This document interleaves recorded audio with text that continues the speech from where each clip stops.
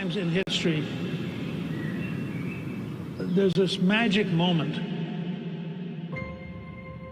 Somebody appears on the scene and everything changes. I am with you. We've never seen anything like this. I will fight for you. This was a man who's met his destiny. And I will win for you. He said he was saved by God in order to make America great again.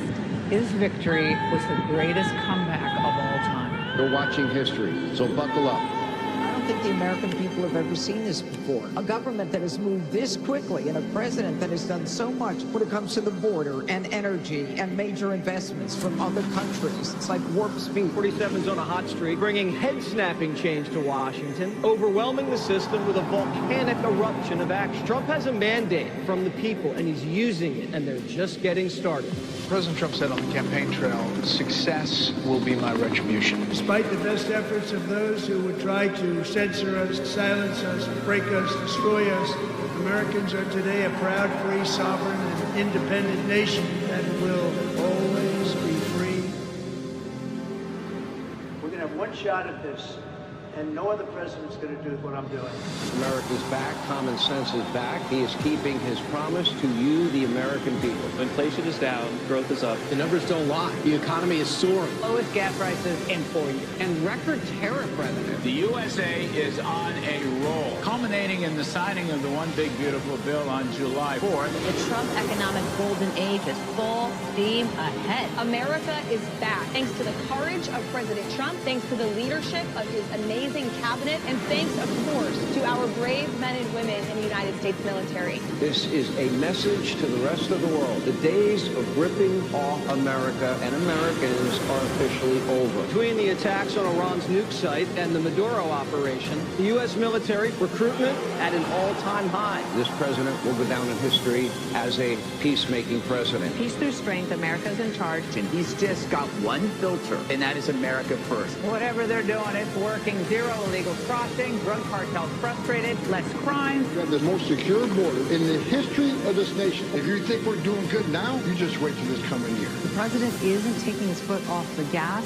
in 2026. It's a new year. The stock markets are already making new record highs. The Trump archives are a series of near impossible feats. As for the next year, the American people have so much to look forward to. The president will continue to build off of his historic accomplishments. 2025 is setting the table. The banquet's going to be in 2026. This is the golden age coming. He says, make America great again because every American is invited. My fellow Americans, get ready for an incredible future because the golden age of America has only just begun.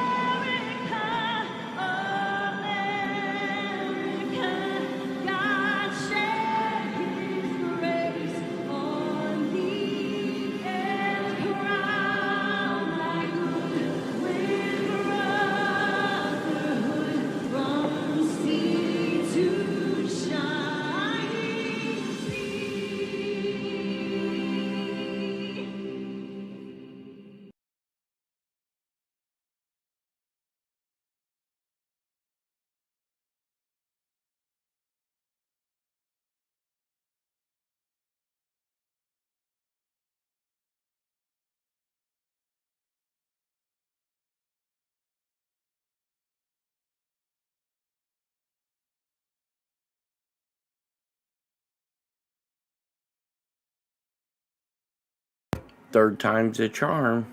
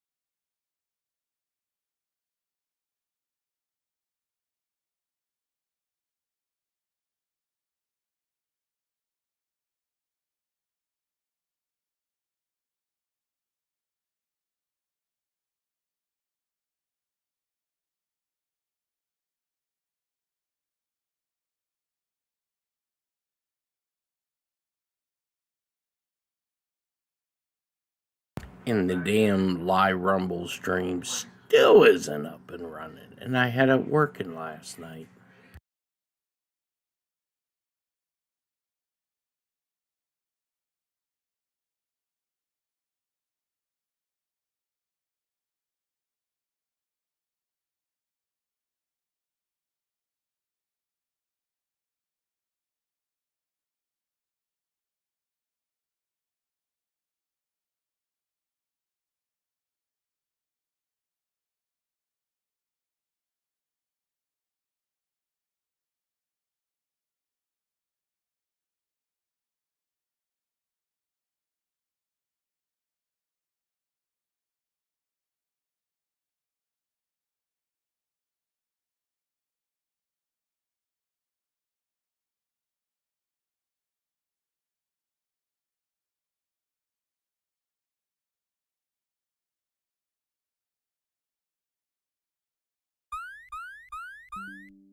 Alarm. Carmiel.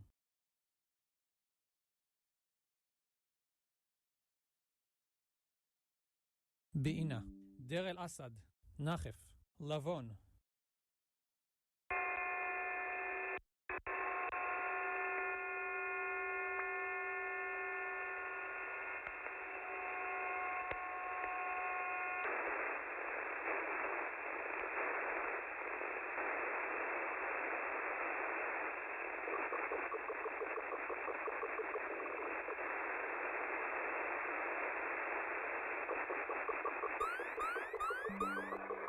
حار خلوץ. بيساس مية.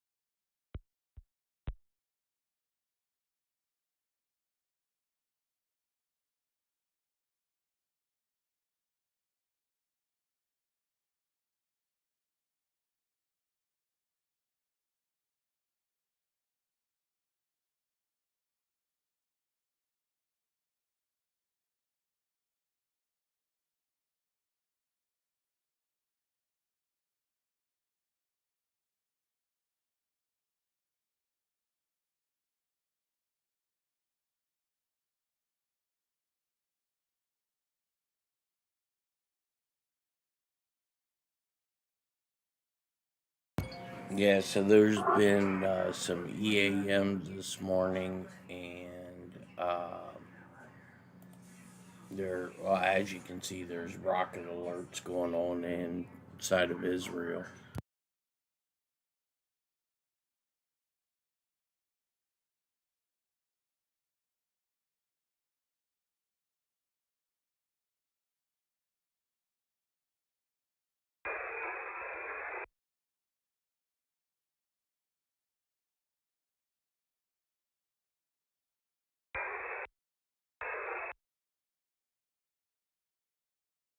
Yeah, I'm going to date the broadcast. So it'll put it up as an upcoming event.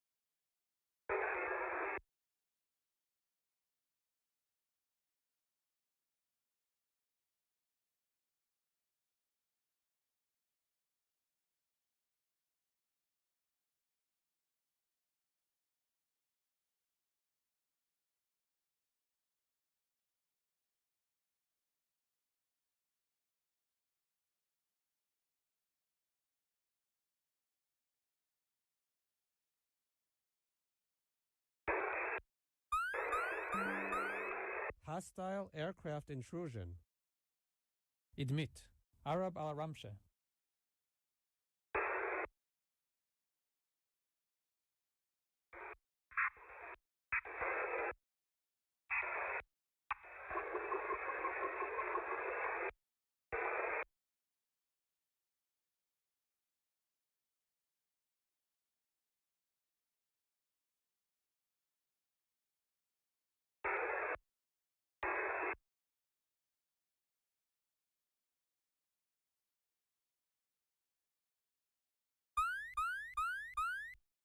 Eilon.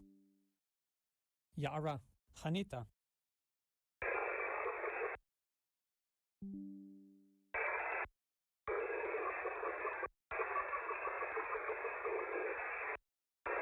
Alarm. Idmit. Arab al-Ramshe.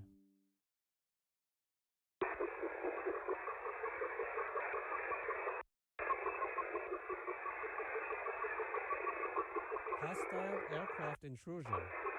Goran. Avdon.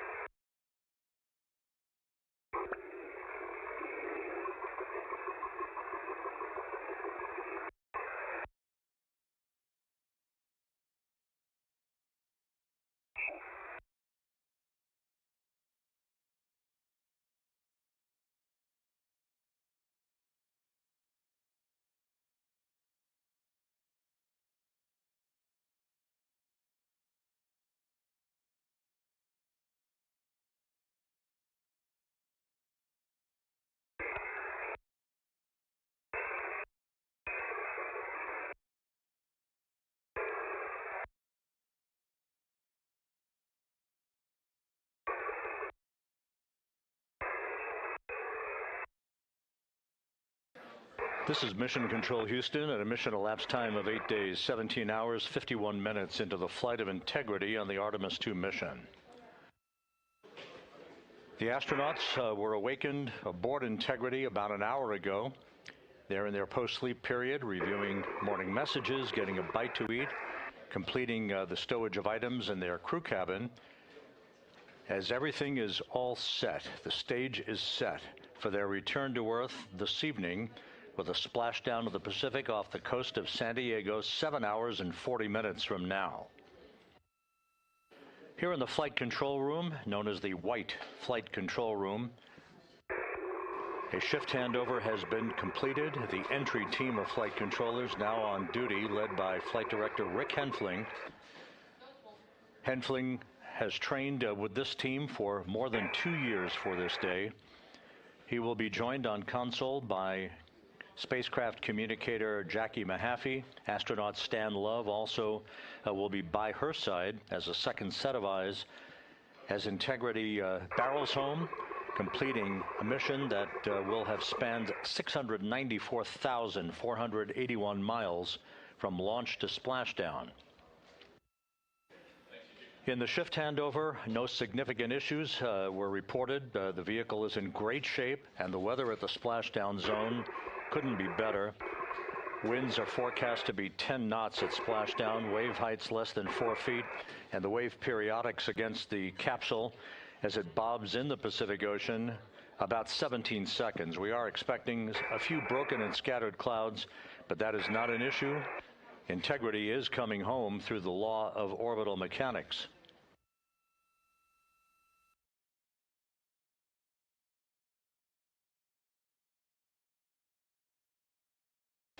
The next major milestone for Integrity's astronauts and the flight control team here in Houston will be the RTC-3 burn. That is the return trajectory correction number 3 burn. That is scheduled 2 hours and 25 minutes from now at 1:53 p.m. Central Time. It's an 8-second firing of the reaction control system jets to essentially fine-tune the path of Integrity down the corridor for its entry into the Earth's atmosphere. There will be a change in velocity of 4.2 feet per second. That is the last major maneuver of the mission. The crew will continue to configure the crew cabin. They'll climb into their launch and entry suits later today and move into their entry checklist.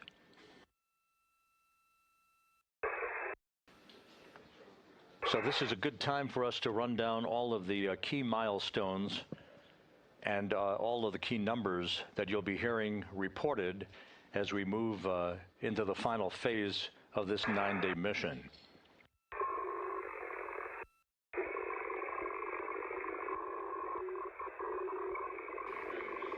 Following the RTC-3 burn and the crew climbing into their launch and entry suits, we will have NASA Plus coverage joining in a simulcast of our 24/7 YouTube coverage at 5:30 p.m. Central Time, 6:30 p.m. Eastern Time. At 6:15 p.m., Integrity will switch communications loops and the strings for communication from the Deep Space Network, which it has been on since the translunar injection burn the day after launch. We will transition from the Deep Space Network to the Tracking and Data Relay Satellite System. At 6:33 p.m., the crew module and its 4 astronauts will separate from the European Service Module. And at 6:37 p.m. Central Time, these are all Central Time, we will conduct about a 19-second raise burn. Now, if you think of yourself sitting in a recliner and tilting backward, this raise burn gently raises the aft end of the vehicle. It is our last opportunity to dial in a flight path angle before entry interface using the roll thrusters on the crew module. This will sweeten the angle of attack, if you will, the orientation of the vehicle as it enters the Earth's atmosphere, with the idea in mind of reducing any excessive heat stress on the heat shield in this deliberate opportunity that we have selected to try to mitigate any buildup of excessive heat on the aft end of the vehicle. Once the raise burn is complete, we will enter the first traces of Earth's atmosphere at 6:53 and 31 seconds p.m. Central Time. At that point, we'll be at an altitude of 400,000 feet, traveling 34,882 feet per second, with a range to splashdown of 1,701 nautical miles. Just 24 seconds after entry interface, traveling at that velocity, we will begin a 6-minute blackout period due to the ionization, the buildup of plasma around the spacecraft that will prevent communications and data from being received here in Mission Control. Again, that blackout scheduled to begin at 6:53 and 55 seconds p.m. Central Time, about a 6-minute blackout. We'll be carefully monitoring a call from Capcom to the crew as we exit the blackout. That will be our first communications with the crew following that 6-minute period. The blackout scheduled to end right around 7 p.m. straight up. That's Central Time. That'll be 6 minutes and 25 seconds after the start of the entry interface. At that point, we will be at an altitude of 157,406 feet off the Earth, traveling at 13,342 feet per second. Range to splashdown at that point will be just 147 nautical miles. There will be a series of roll reversals, rolling, this is computer commanded, to roll the vehicle to the left and back to the right to bleed off excess energy, all part of the planned entry profile for Integrity and its 4 astronauts. We are expected to go subsonic, meaning we will break the sound barrier over the Pacific in this trajectory that will carry us from southwest and northeast across the Pacific Ocean. We will go subsonic at 7:02 and 25 seconds p.m. Central Time at an altitude of 59,000 feet, traveling just 971 feet per second. So you can see how much the velocity of Integrity will decelerate based on its speed and the interaction with the Earth's friction in the atmosphere. At that point, a series of parachutes will begin to deploy. The first deployment will be the forward bay cover chutes. These are a series of 3 parachutes, each parachute approximately 100 feet long. The first forward bay cover parachute deployment will occur at an altitude of 24,000 feet. As the spacecraft has descended to a velocity of just 479 feet per second, and we will be within a mile, 1 nautical mile of splashdown at that point. In rapid fire succession then, we'll deploy 2 drogue parachutes used to slow and stabilize the crew module during descent to establish the proper conditions for main parachute deployment that will follow. A trio of pilot parachutes then deploy. They'll be used to lift and deploy the main parachutes from the forward bay of the crew module. That's the top portion of the crew module. And finally, 3 large main parachutes will deploy. The main chutes are scheduled to deploy at 7:04 and 44 seconds p.m. Central Time at an altitude of just 5,400 feet from splashdown.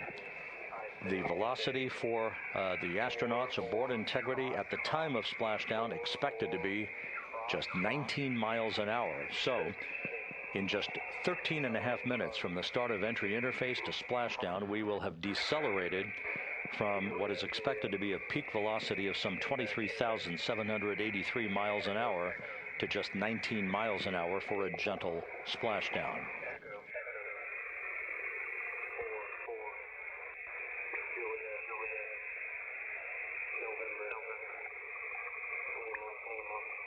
One of the important points that we've been explaining and that we'll be looking for later today is the comparison between the entry for Artemis 1, which was uncrewed, and today's entry for the Artemis 2 astronauts. On Artemis 1, we had an entry range of 3,178 nautical miles, and we used what was called a skip entry profile, where we dipped into the atmosphere, then dipped out, and then dipped back in. That lasted about 20 minutes for entry, and it induced a higher total heat load on the vehicle. Now, on Artemis 1, we flew that trajectory, and as part of the routine post-flight inspections and video analysis, there were areas of mechanical char liberation that were observed, which was not expected. As we explained yesterday, it's worth explaining again today, and we'll do later today as well. The chemical decomposition of ablative heat shields is fully expected. The mechanical liberation of the char was not expected. The chemical decomposition occurs as the heat shield material heats up and decomposes, the process called pyrolysis, which generates gases during entry. The generation rate of that gas is a function of the temperature of the heat shield material, which is known as avcoat. As the gases are being generated, a layer of char is forming on the surface of the heat shield. That char is porous. Now, ideally, what you want to have happen is for the gases to escape through the pores in the char layer faster than new gas is generated. But on Artemis 1, we found that the temperature profile experienced by the heat shield and on the heat shield was such that this was not happening on areas of the heat shield with less porous avcoat. That resulted in a pressure buildup under the surface of the char layer, and when the pressure gets high enough, the portions of the char layer would liberate from the heat shield. That's what we observed. As a result of all of this, NASA gathered experts from across the agency and private industry, including establishing an independent review team to investigate this issue. And after extensive analysis, everyone agreed with the conclusion that we should plan to fly a shorter entry trajectory to avoid a temperature profile conducive to high rates of gas generation as that avcoat chemically decomposes. Now, for Artemis 3 and beyond, we're redesigning the heat shield, different heat shield, and redesigning the manufacturing process such that we will have material that starts out more porous and will allow a more efficient gas dissipation as that char layer forms, which will be a critical feature for a longer duration skip entry trajectories returning from the south pole of the moon. The bottom line of all of this is today, instead of a 3,178 nautical mile entry range, we're targeting a 1,701 max entry range to our splashdown zone off the coast of San Diego, 1,701 nautical miles. We're using a lofted entry profile. That's being done through the raise burn.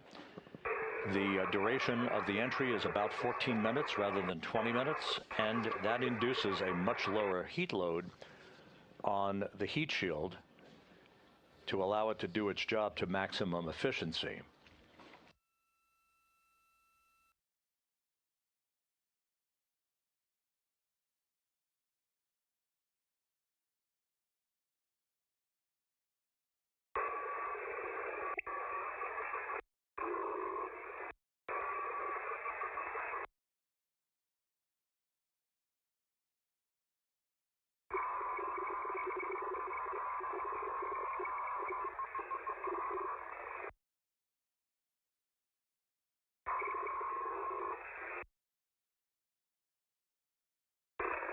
Following splashdown, which again is scheduled at 7:07:07 p.m. Central Time. That's 7:07 and 7 seconds p.m. Central Time, 5:07 p.m. Pacific Time, 2.5 hours before sunset at the splashdown site. Following splashdown, we will get a call from the crew. The communications will transition to what you'll hear called VLDR. That's the acronym for Very Low Data Rate, because we no longer have the antennas pointing toward the Tracking and Data Relay satellite system at that point. Now, whether the vehicle is upright in the so-called Stable 1 configuration, or whether it's upside down in Stable 2, we will quickly activate the CMOOS system, the acronym for the Crew Module Uprighting System. The Crew Module Uprighting System consists of 5 large balloon-like airbags located under the capsule's forward bay cover. These airbags will be inflated with helium, providing additional buoyancy to flip the capsule upright if it's in Stable 2, or to maintain it in a Stable 1 configuration. Navy helicopters, Navy paradivers, A Navy flight surgeon and a NASA flight surgeon will all be on the scene and will be erecting a large raft called a front porch alongside the spacecraft. That is similar to what you've seen in the movies and in the past in historic footage from the Apollo missions. That will be utilized once the hatch is open to allow the crew members to be extracted one by one onto that front porch before they're hoisted onto a pair of hovering Navy helicopters in sequential fashion and alternating fashion as well for the short ride back to the deck of the recovery ship, the USS John Murtha. Now, before we get into all that, it will take about 15 minutes to power down the vehicle and for flight controllers here in Houston and the Navy recovery team to ascertain that there are no toxic gases that are leaking from Integrity. We do not expect that to happen, but they'll put eyeballs on it to match the data that we will see here at Mission Control to ensure that the recovery team can make a safe approach to the spacecraft to begin the process of erecting the front porch. The current order of extraction from the vehicle that we received from the ship called for Christina Cook to be extracted first, followed by Victor Glover, then Jeremy Hansen, and then Reed Wiseman last. The hoisting of the crew members to these two helos, Christina Cook is scheduled to be hoisted first into helicopter number 1, or the helicopter A as it is being termed by the recovery team. Jeremy Hansen will be second to be hoisted. He'll go into helo number 2. Victor Glover will be hoisted third and will go into helo 1 to join Cook.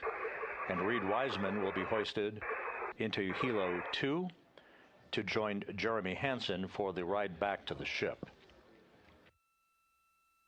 The recovery position would put the ship about 2,000 yards away from the spacecraft, assuming an on-target splashdown.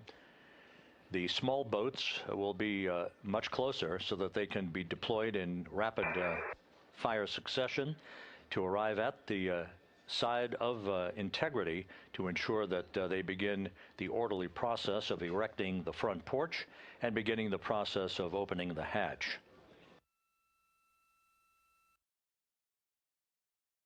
The John P. Murtha, the recovery ship, is expected to be about 5 miles away from the spacecraft at the time of splashdown. That will expedite the helo flight for the 2 helicopters back to the deck of the ship. Once on the ship, the crew will emerge from the helos and they'll be brought into the medical bay on the ship for comprehensive medical exams that will set the stage for them to be flown off the ship at a subsequent hour. We just don't know exactly what that hour will be at this point. It will depend on the condition of the crew and other factors. But once they depart the ship, they'll be flown by helicopter to the San Diego Naval Air Station to board a NASA plane to fly back to the Johnson Space Center in Houston. So that's your snapshot rundown of the activities that lie ahead.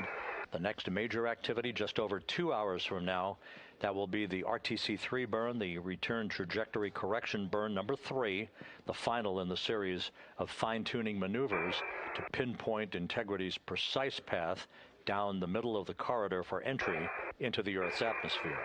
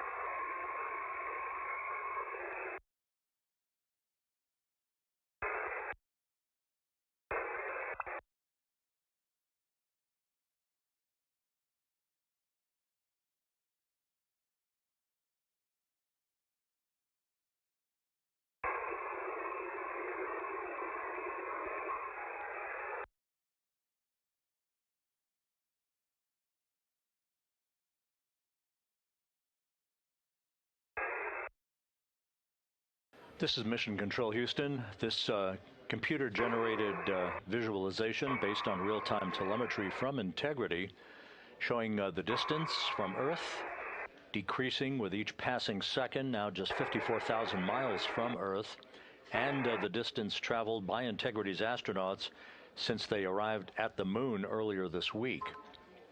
We are currently 7 hours, 10 minutes away from splashdown, a high-speed entry back into the Earth's atmosphere, awaiting Reed Wiseman, Victor Glover, Christina Cook, and Jeremy Hansen to wrap up a mission that will have logged from launch to splashdown 694,481 miles. That, of course, includes that high Earth orbit that carried Integrity to an altitude at apogee of about 43,000 miles above the Earth for the first 24 hours of the mission to enable flight controllers to ring out all of the systems on integrity and collect data that gave them the confidence to give approval for the translunar injection burn that sent the crew on its way to the moon and an historic flyby of the lunar surface.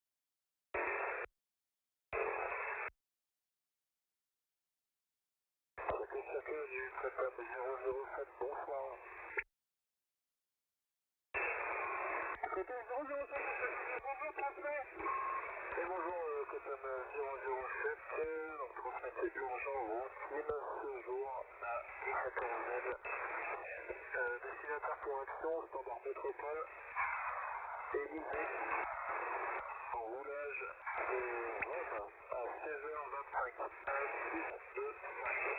Décollage, 1, 6, 3, 5. Estimé ville accoumulée, 8h25, 1, 8, 2, 5. Équipage 3, 14, 7, 1, mission. Comme je vous reçois sur cette heure, c'est bien compris pour moi. Une mission à l'issue, on va aller à bientôt. Merci, bonne soirée, au revoir, à bientôt.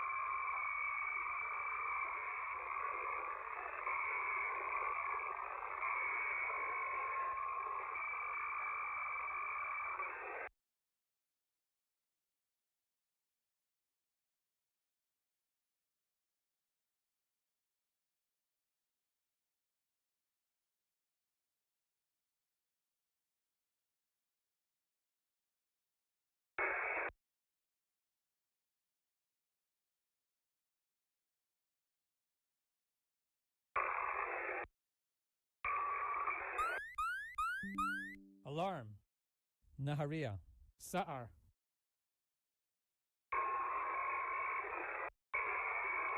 Ben Ami.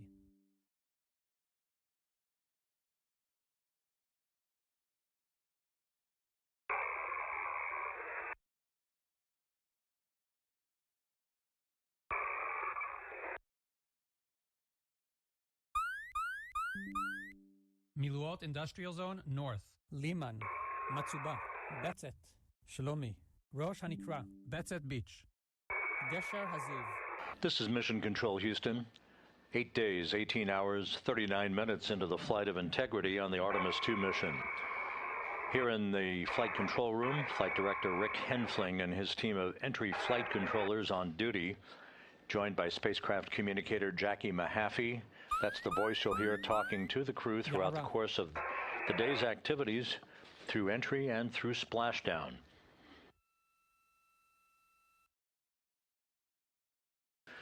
Aboard Integrity, the astronauts, Commander Reed Wiseman, pilot Victor Glover, and mission specialists Christina Cook and Jeremy Hansen are wrapping up their post-sleep period, having an opportunity to review their morning mail, getting a bite to eat, and getting things set up for final cabin stowage of items no longer needed on this flight prior to the time they move into their entry checklist a few hours from now.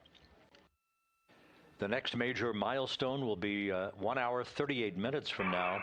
That will be the firing of the reaction control system thrusters on Integrity in what is called the RTC-3 burn, the return trajectory correction number 3 burn, the final in the series of mid-course correction maneuvers to fine-tune Integrity's path so that it reaches the center of the entry corridor at the orientation we want the vehicle in as it approaches and enters the Earth's atmosphere at an altitude of 400,000 feet later today. This will be an 8-second burn to change the velocity of Integrity by 4.2 feet per second. And again, will be the final major maneuver of this mission. After we discard the European service module this evening at 6:33 p.m. Central Time, a few minutes later, we'll conduct a raise burn, as it is called. That is a maneuver using Integrity's thrusters, about a 19-second burn that will lift the aft end of the vehicle and provide the final angle of attack that the spacecraft will be traveling in to reach the splashdown zone some 1,701 nautical miles from the point of entry interface. In the Pacific Ocean, the USS John P. Murtha is on station, ready to begin recovery operations once Integrity has splashed down. The splashdown is scheduled at 7:07 and 7 seconds p.m. Central Time, 5:07 p.m. Pacific Time, 2.5 hours before sunset. From launch to splashdown, Integrity and its 4 crew members will have traveled 694,481 miles.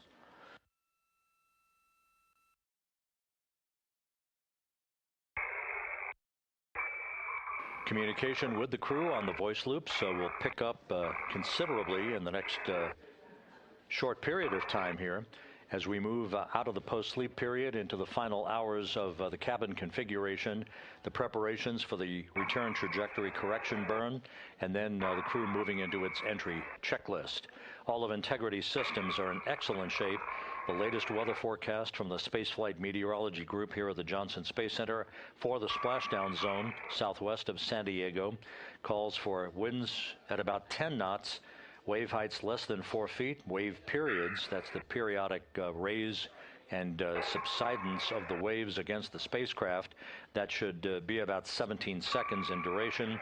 Just some broken and scattered clouds expected in the splashdown area. The weather is go, the vehicle is go, and we are set for splashdown 6 hours, 48 minutes, and 50 seconds from now. This is Mission Control Houston.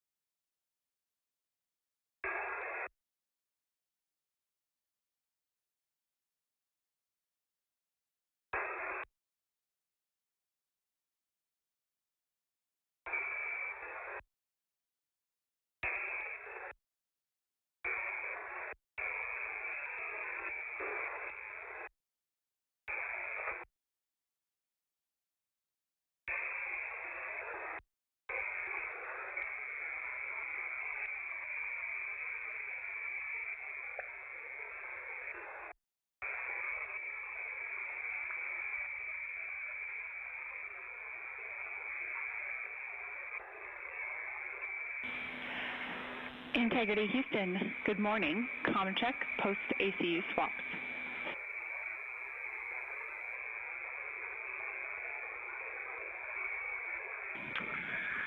Good morning, Houston. We got you loud and clear. Hey, good morning, Jeremy. We want to let you know that OE2 is privatized, ready to start the conference early or on time at your preference. And afterwards, we've got a couple of cabin entry config items to sync with you. Give us a call.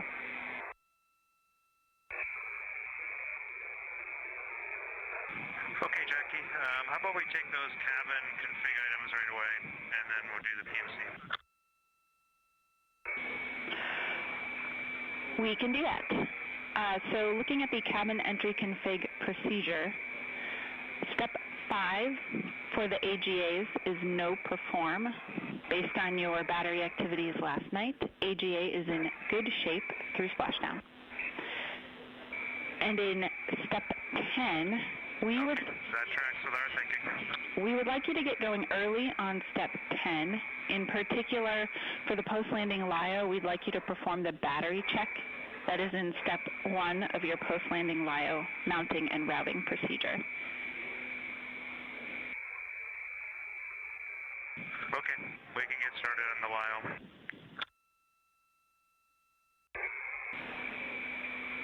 All right, that was all we had for you for cabin entry config for now.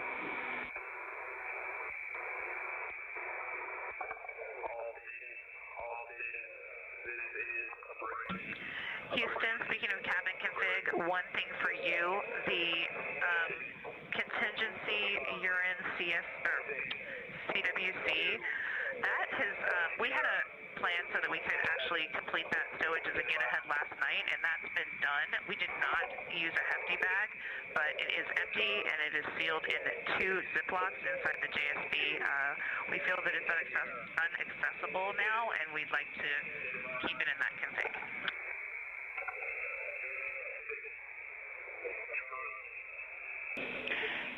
All right, Christina, thanks for the status. We will confirm that is a good config.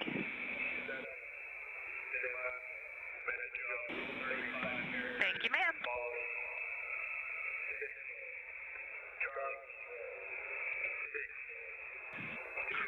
Okay, Jackie, we'll head over to Private 2 for the PMC. Out in the Pacific Ocean, just west of San Diego. We are staged about 6.5 miles from where we expect Orion to splash down.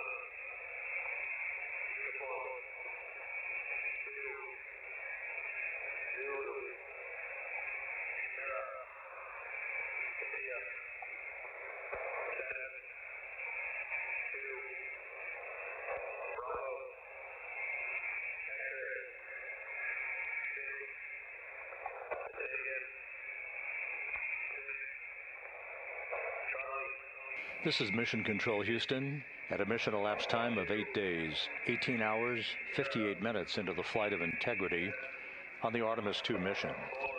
On board the spacecraft, as we slowly but surely make our way back to Earth for a splashdown later this evening, the crew on board, Commander Reed Wiseman, pilot Victor Glover, and mission specialists Christina Cook and Jeremy Hansen, are emerging from their post-sleep period.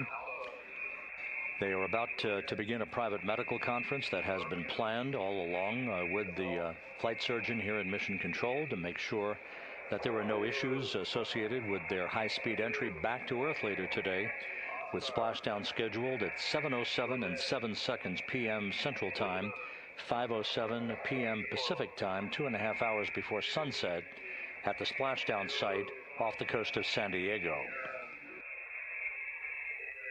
The crew has been in great shape ever since launch, and the vehicle is in excellent condition. It's very quiet here in the flight control room, no issues being worked as we count down toward the next milestone prior to entering the Earth's atmosphere, that being the return trajectory correction burn, this short 8-second firing of the reaction control system thrusters to change the velocity of Integrity by 4.2 feet per second and slightly adjust its orientation, fine-tuning its position to properly enter the entry corridor across the Pacific Ocean later today. That burn. Integrity, you can normalize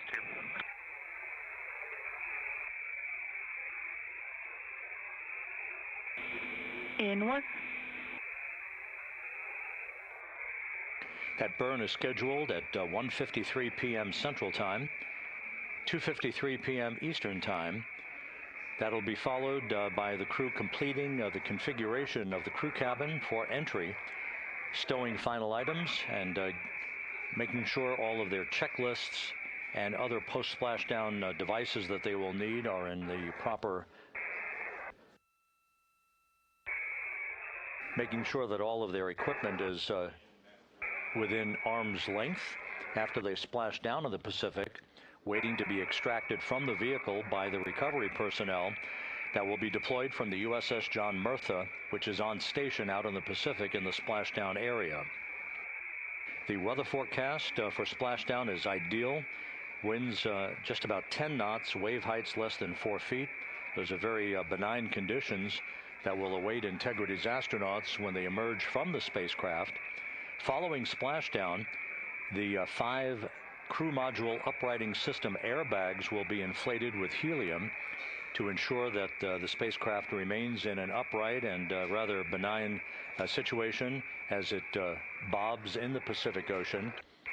This will expedite the ability of the recovery teams to erect a large raft called the front porch along the side of Integrity prior to the time that the hatches open and the crew is extracted from the vehicle that they have been aboard since April 1st for their launch for their lunar flyby.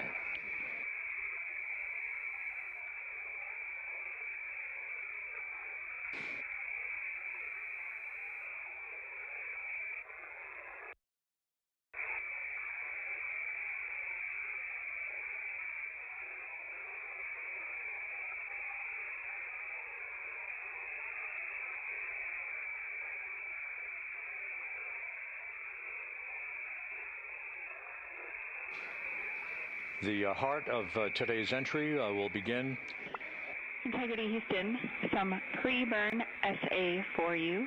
The Plus X flange heaters are on and prop avionics are configured.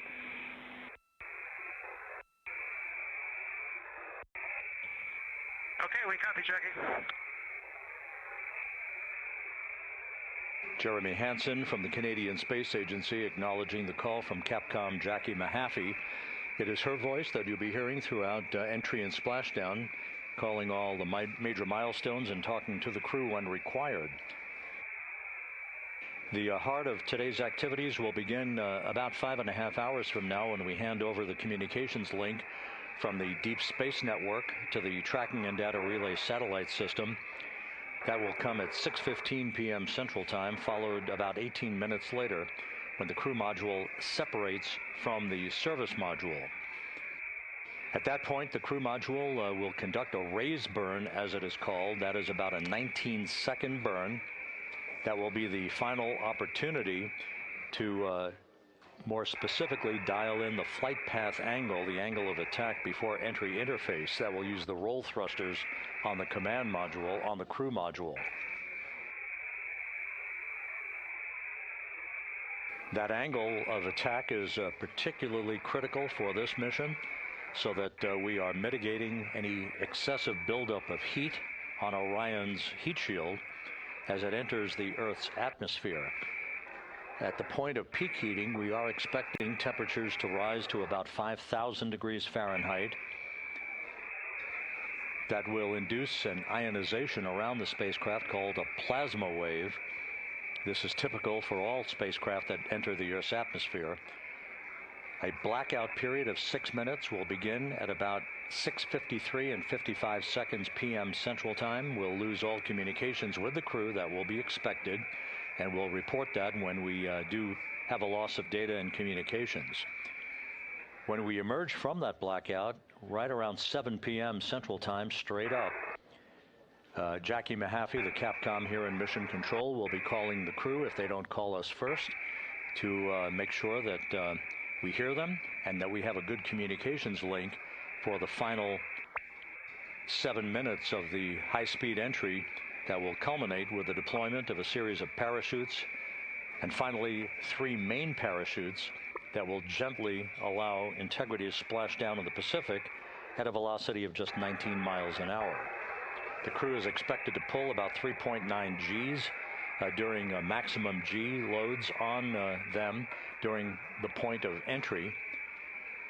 And it's interesting to keep in mind that from the point of the start of entry interface at an altitude of 400,000 feet, some 13.5 minutes before splashdown, the spacecraft will decelerate from a velocity of some 23,783 miles an hour to just 19 miles an hour at splashdown.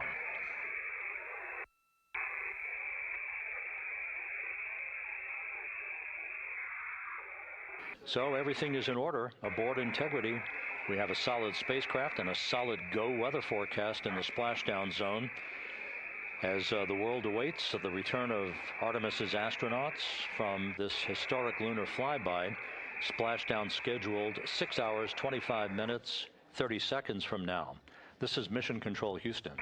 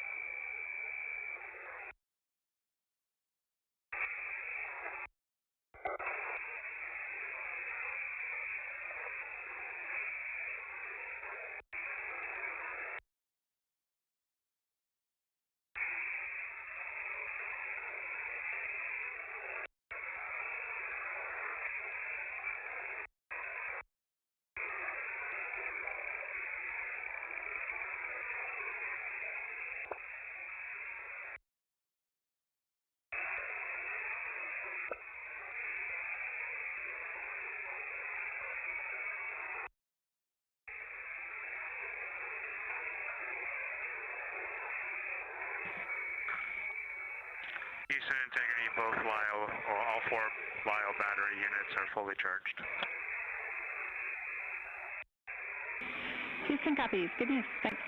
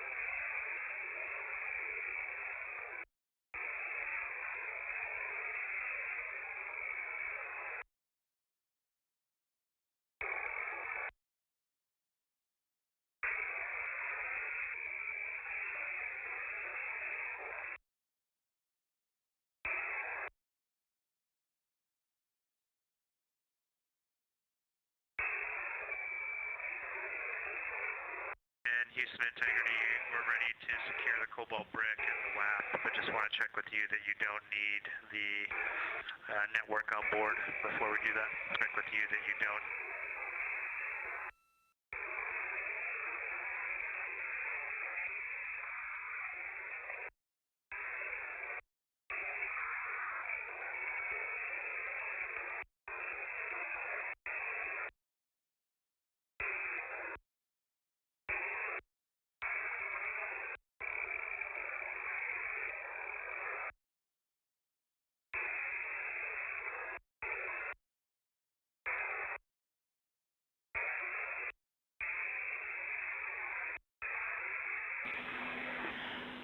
Integrity, for Jeremy, we copied your question.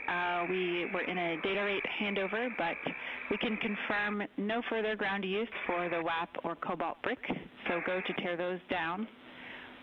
A follow-up for Christina, the empty CWC stowage config that you called earlier is a good config for entry, so no need to go find that. And finally, we can support a camera downlink if and when you are willing.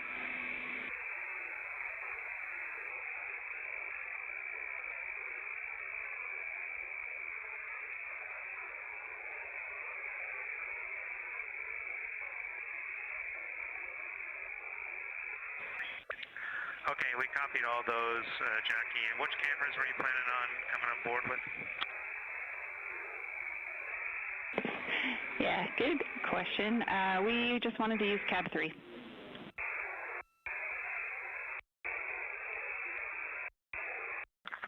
We're good with that. All right, we will join you.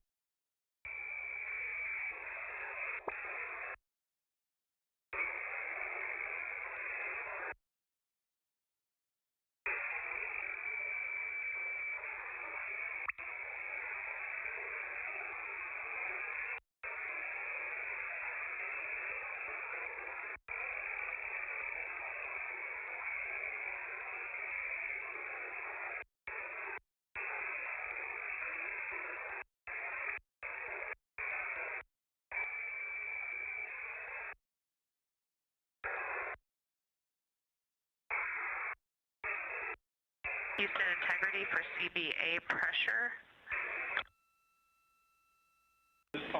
Go ahead. CBA pressure is 2,500 psi.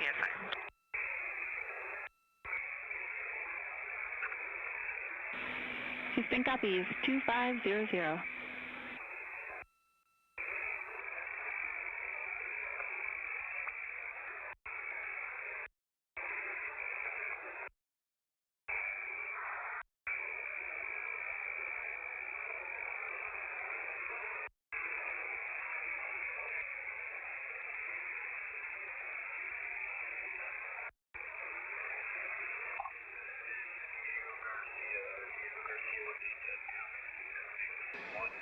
This is Mission Control Houston. You just heard Mission Specialist Christina Cook aboard Integrity offering some parameters of cabin atmosphere readings.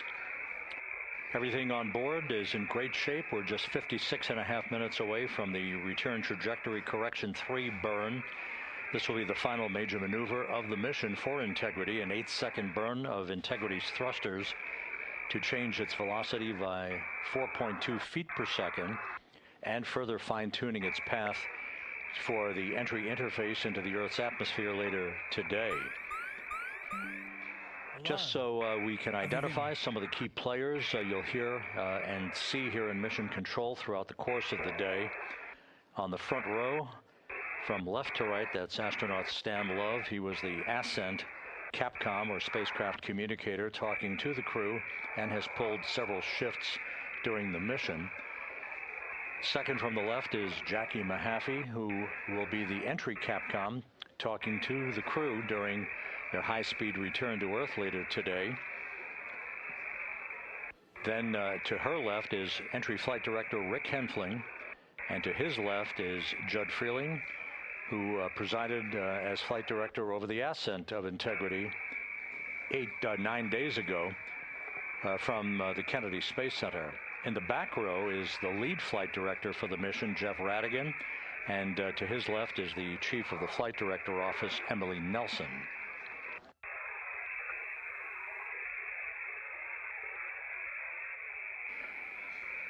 Once again, this view of the Earth, that is the port of call for Integrity's astronauts later today.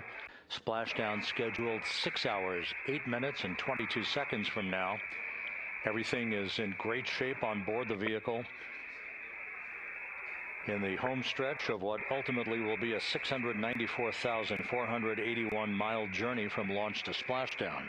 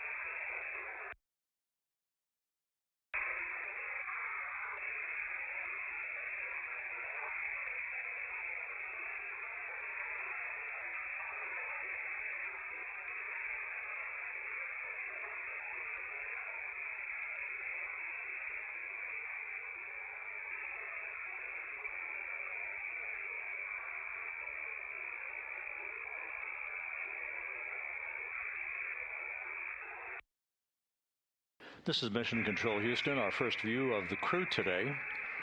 On the left, Commander Reed Wiseman. On the right, pilot Victor Glover.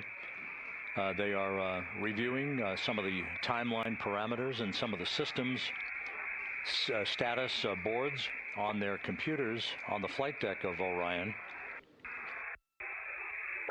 Everything is in great shape system-wise, and the weather forecast is a go forecast at the splashdown zone as the crew approaches the 6-hour mark until they return to Earth to complete this historic mission.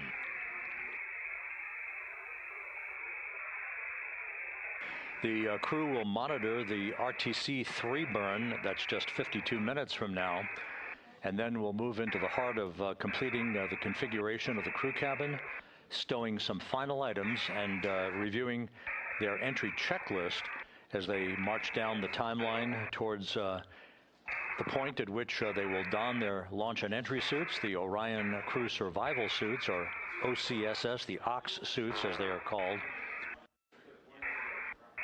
and prepare for the final key elements of this mission that will start with entry interface at 6:53 p.m. Central Time today, when they reach the first traces of the Earth's atmosphere at an altitude of 400,000 feet, with a range to splashdown of 1,701 nautical miles.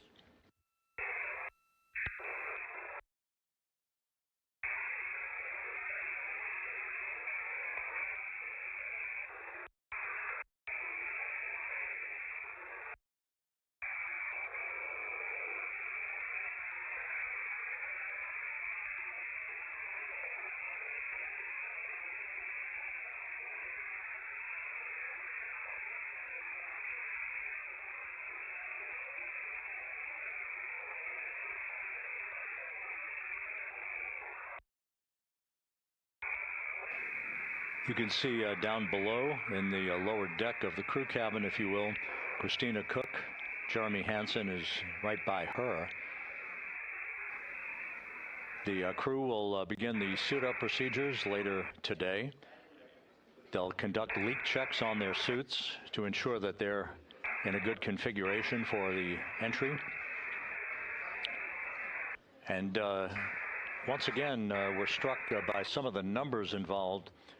At the point of entry interface, which will be about 13.5 minutes before splashdown, the vehicle will be traveling some 23,839 miles an hour.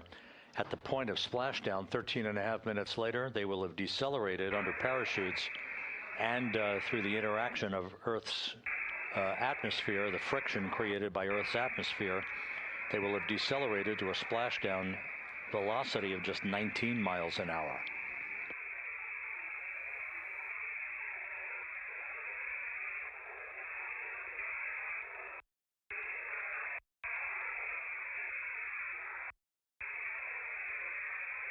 All preparations on the USS John P. Murtha, the recovery ship out in the Pacific, are complete. Everyone is at the ready. The Navy recovery teams, the flight surgeons who will greet the astronauts for their initial medical exams. There will be Navy helicopters and fast boats that will be deployed from the Murtha to move alongside the spacecraft. It will take about 15 minutes, perhaps a bit less, for the flight control team here in Mission Control to power down the vehicle. Once it splashes down and the airbags, the inflatable airbags, 5 of them at the forward bay cover at the top of the spacecraft, are inflated to ensure that the vehicle remains in an upright orientation in the Pacific. The airbags will be deployed. The vehicle will be powered down. That's not the end for Mission Control here in Houston. They will not hand over to the Exploration Ground Systems folks until the crew has been extracted from the vehicle onto a large raft that will be erected alongside the hatch to Integrity. That is called the front porch. Each of the crew members will leave the vehicle, Christina Cook first, followed by Victor Glover, then Jeremy Hansen, then Reed Wiseman. Once in the raft, they'll spend a few minutes as they get their land legs back before they're harnessed and hoisted one by one in alternating fashion to a pair of hovering Navy helicopters overhead. Christina Cook will be hoisted first into helicopter number 1, then Jeremy Hansen to helicopter number 2, Victor Glover to helicopter number 1, Reed Wiseman to helicopter number 2.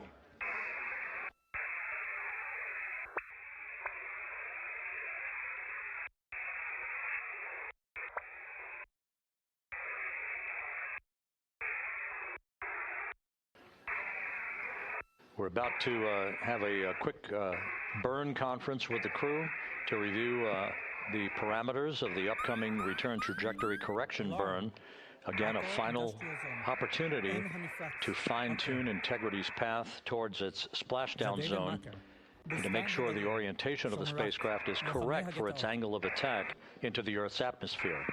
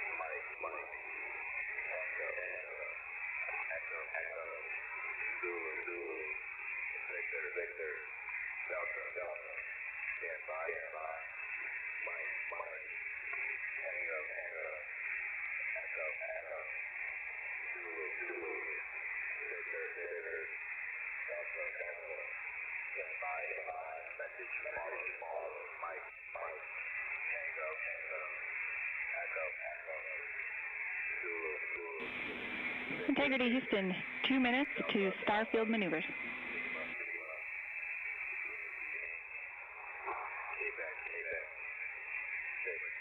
We copy that, Jackie.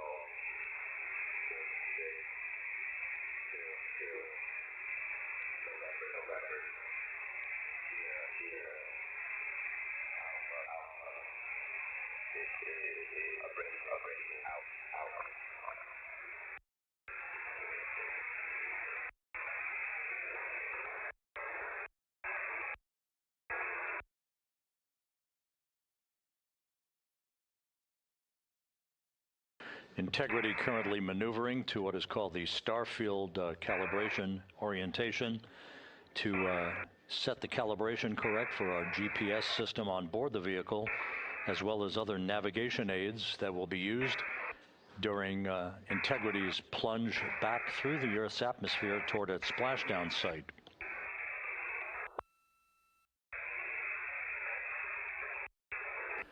Countdown clocks here in Mission Control ticking backward toward the arrival of Integrity at entry interface. 5 hours and 43 minutes mark. Splashdown 5 hours 56 minutes from now. Houston Integrity, we are standing by for the burn conference whenever you are ready. We are ready. Your final burn plan is on board, and we've got several deltas to the pad. The deltas are to version 2 uplink at day 100, 12:20. The first delta is TIG slip is 10 minutes. Secondary pointing Omicron is 2525.0. For your guidance solution, Delta V tote 4.17. For your attitude in Delta V, this remains frame inertial. Attitude, yaw pitch roll, is 4643.237. Delta V, X 2.1, Y 2.2, Z negative 2.9. How copy?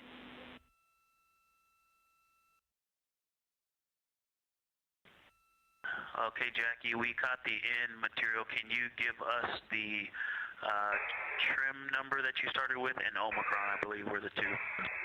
Or maybe TIG slip and Omicron. TIG slip is 10 minutes. Omicron is 25.0.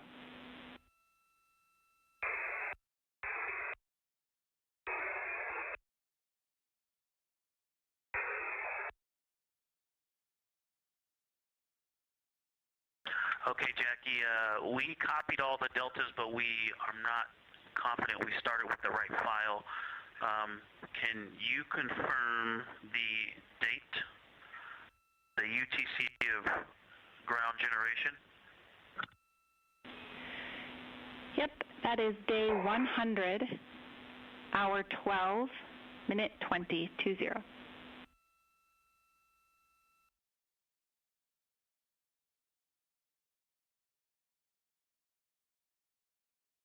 So, Jackie, that ground generation date time is what we had as version 1, and you said version 2, so that's what's throwing us off. We were looking for a version 2, but we saved version 1 as version 2 to get ready for these deltas. Did you uplink a new burn pad, or were you just instructing us to save it as version 2?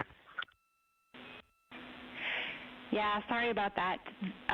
These deltas we're reading you are called version 2. And the UTC we are expecting you to be referencing is the one I read off.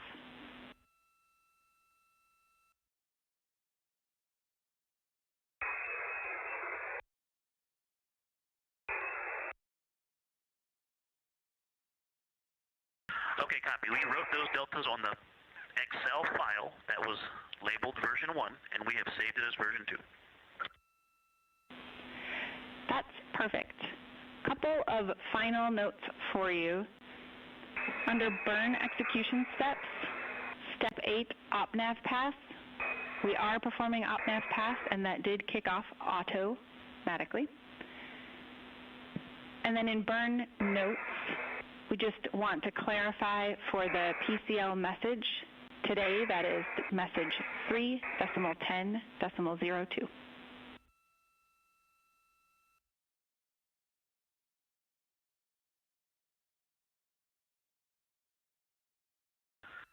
Okay, we copy step 8 auto and 3.10.02, which we all read. Thank you. Any other deltas to the steps, burn execution steps? No deltas.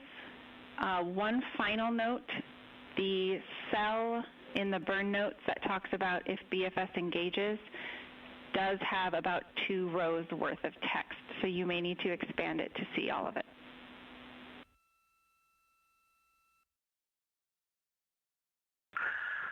Jackie, that is a great call. Thank you for that information. And that is everything we had for the burn conference.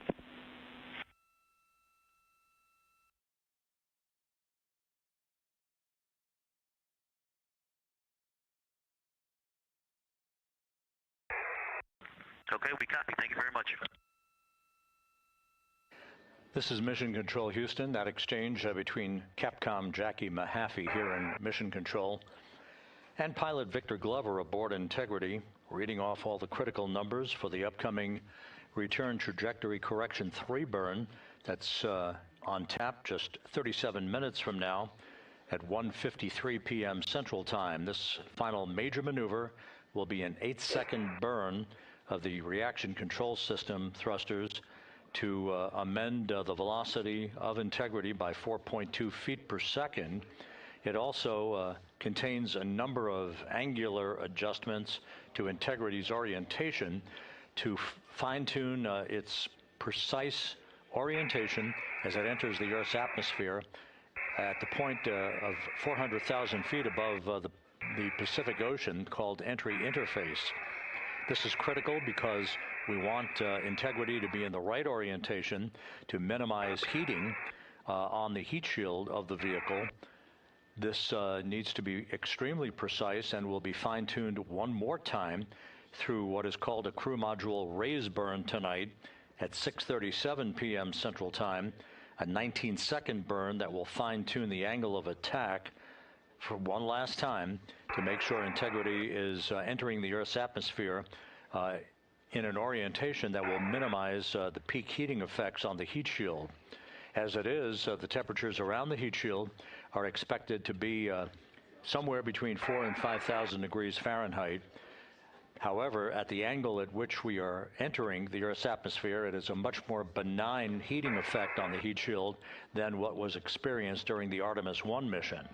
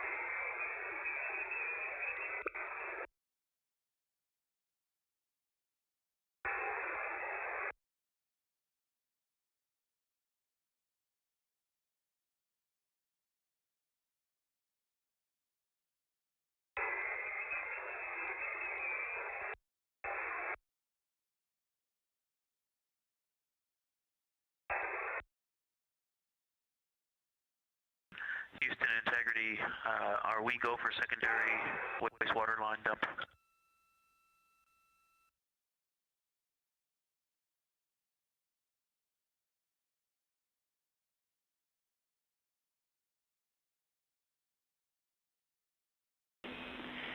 Integrity, you are go for secondary line dumps.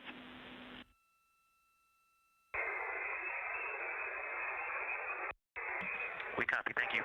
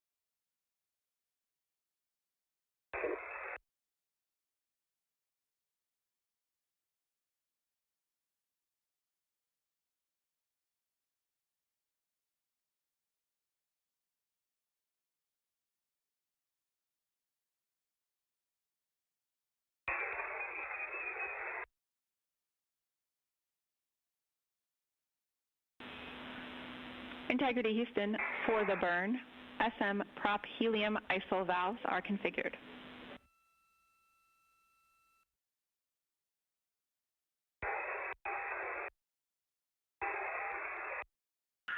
Okay, we see closed, open, open, open, and that's what we were expecting. Thanks for the confirmation.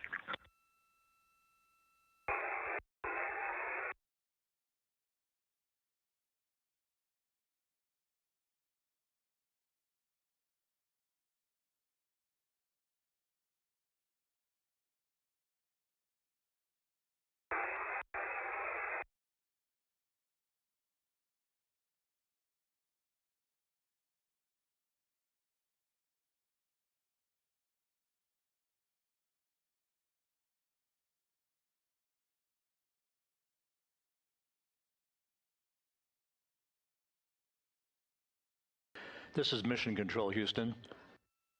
Flight Director Rick Henfling here in Mission Control. The entry flight director is going to be polling his team of flight controllers to get a go for the RTC-3 burn, which is coming up in just 31 minutes. We're back inside the cabin of Integrity, looking at Jeremy Hansen on the left, Christina Cook in the middle, Victor Glover on the right.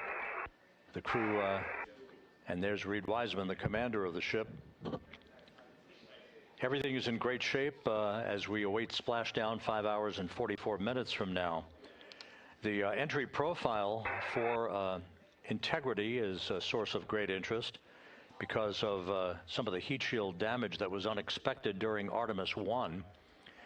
We have deliberately created a trajectory which is essentially a lofted entry profile rather than a skip entry. If you recall, the skip entry on Artemis 1 was a trajectory in which we performed an initial dip into the atmosphere to dissipate some energy, then skipped out of the atmosphere, sort of like throwing a flat rock against a lake, and then dipped a second and final time into the atmosphere before splashing down in the Pacific. However, that profile induced a longer entry range of some 3,178 nautical miles in length that induced a 20-minute duration of a higher total heat load on the vehicle. So after great analysis and the review of an independent review team, we decided to amend the entry profile to a maximum entry range of 1,775 nautical miles. In this case, we're going to be flying downrange from the point of entry interface to a splashdown zone just 1,701 nautical miles downrange, heading from southwest to northeast towards the coast of California.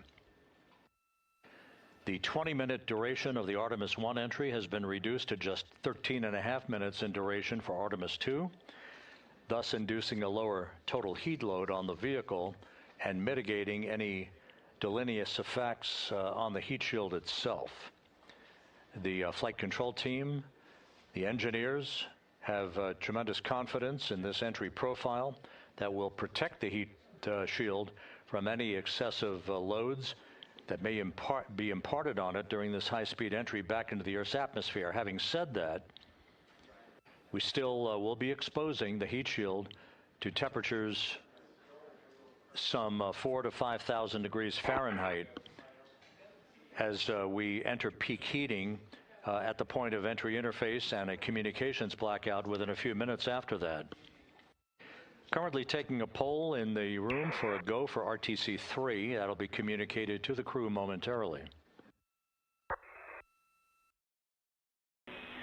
Integrity, Houston, good final targeting, and we are go for the burn pending SAW positioning.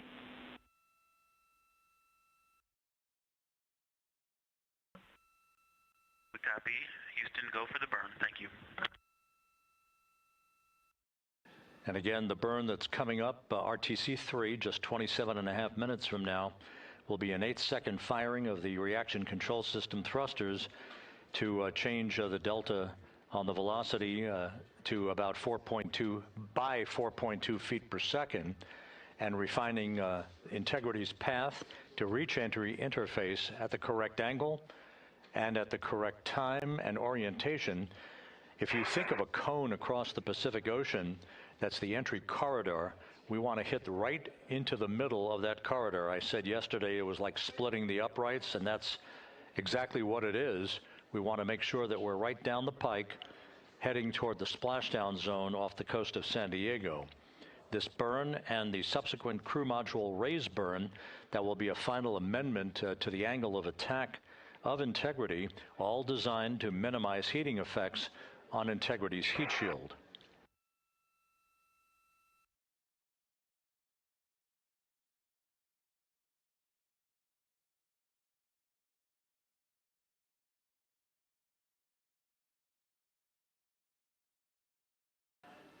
A short time ago, the Spaceflight Meteorology Group briefed the entry flight control team on the latest weather at the splashdown zone where the USS John P. Murtha is stationed, ready to begin recovery operations shortly after splashdown. The weather is ideal, not an issue in the terms of the winds, just 10-knot winds and wave heights less than 4 feet. Expected to greet the crew. There will be some broken and scattered clouds that Integrity will be descending through. But that's not a factor. We are committed, of course, to splashing down today at 7:07 and 7 seconds p.m. Central Time, 5:07 p.m. Pacific Time, 2.5 hours before sunset.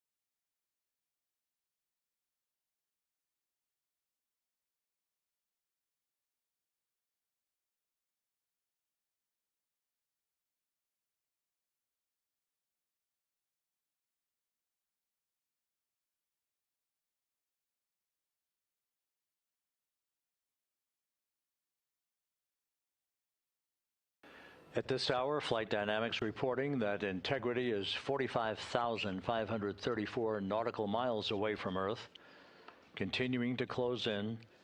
Its velocity will be accelerating over the next several hours. At the point that we reach the top of the Earth's atmosphere at entry interface at an altitude of 400,000 feet, Integrity and its astronauts will be traveling some 34,882 feet per second with a range to splashdown of 1,701 nautical miles. That velocity will increase slightly to 34,965 feet per second or 23,839 miles an hour at peak velocity. There will be a series of roll reversals. Those are computer-induced maneuvers that will occur after we complete the blackout period. Actually, there are 2 before while we are in the blackout period and 3 more afterwards. Those roll reversals designed to dissipate energy, reducing the speed through the laws of physics to bleed off excess energy as the vehicle points itself toward the splashdown zone prior to going subsonic and then inducing the beginning of the parachute deployment sequence. The crew is expected to pull just under 4 Gs during the maximum G loads on themselves and the vehicle. We have 3 spaceflight veterans and 1 first-time flyer in Jeremy Hansen. Unlike an International Space Station flight of 6 months or more in duration, these are well-skilled astronauts and test pilots. Christina Cook, of course, having returned to Earth, as did Reed Wiseman from his first flight in Soyuz vehicles for parachute-assisted landings in Kazakhstan. Victor Glover flew on a Crew Dragon vehicle.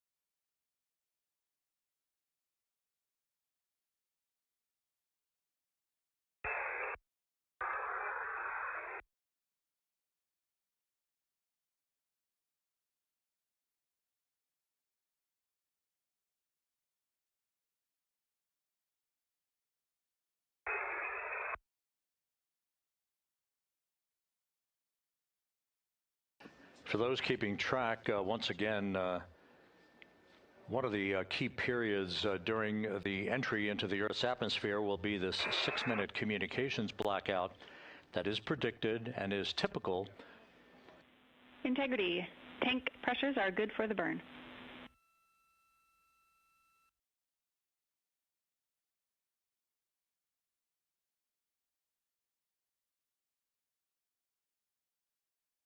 Copy that, Jackie. Thank you. Capcom Jackie Mahaffey saying that all of the systems, including the pressures in the propellant tanks, are in good shape, ready for the RTC-3 burn coming up just 18.5 minutes from now. Once again, the blackout period that will be of great interest to those listening and watching this evening is typical for any spacecraft re-entering the Earth's atmosphere because of the buildup of heat against a returning spacecraft, whether it's Integrity today or a Russian Soyuz vehicle or a SpaceX Dragon. These vehicles have heat shields that are designed to repel the heat. However, there is an ionization around the spacecraft, a buildup of plasma that is caused by the interaction of the velocity of the spacecraft entering the Earth's atmosphere and the friction of the Earth's atmosphere itself. This ionization period, or the blackout period, is expected to last 6 minutes tonight.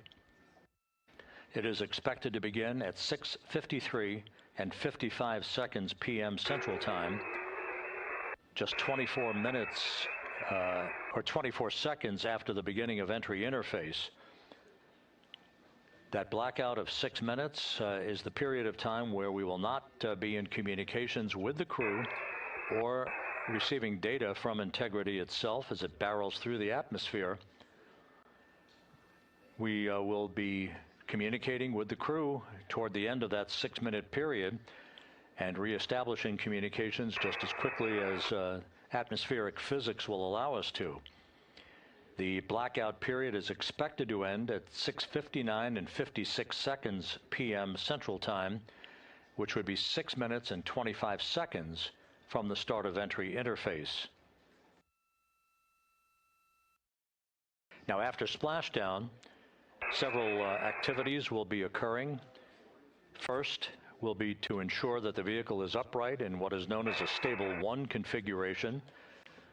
Whether it's upright or in some other orientation, the CMOOS bags, the crew module uprighting system bags, 5 of them that are surrounding the vehicle at the forward bay cover in a circumferential orientation, those 5 large airbags will be inflated. All right, with give me helium a few minutes and be inflated. I will get into what I heard about this and the contract law. We see the same, Jackie. The CMOOS bags, again, 5 large inflatable airbags that are inflated with helium right after splashdown. Those bags designed to maintain an upright orientation for the spacecraft. Flight controllers here in Mission Control will begin to work to power down the vehicle, also check for any leakage of toxic gas. We are not expecting any issues. Integrity's in great shape as it prepares for its homecoming 5.5 hours from now. But to ensure that the approaching Navy recovery team does not encounter any toxic gases, we will make the first check of that here in Mission Control, power down the vehicle, and we will be reestablishing communications with the crew through what is known as VLDR. You'll hear that call. It is the very low data rate that takes over from the tracking and data relay satellite system communications that we'll be using during the descent towards splashdown. It may be a period of seconds or even minutes before we establish that very low data rate with the crew following splashdown, so we'll keep a sharp ear out and obviously carry that on the Orion to Earth loops that we provide for you and have been since the beginning of our coverage with launch back on April 1st.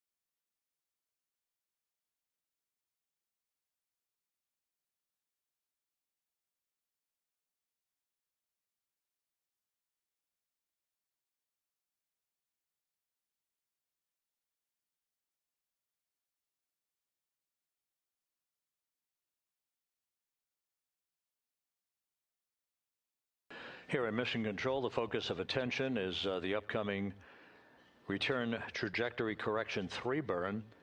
That's coming up less than 13 minutes from now. We're a couple of minutes out from maneuvering to that orientation. Contract law and the statement that was put out by Treasury about the currency. Thank you.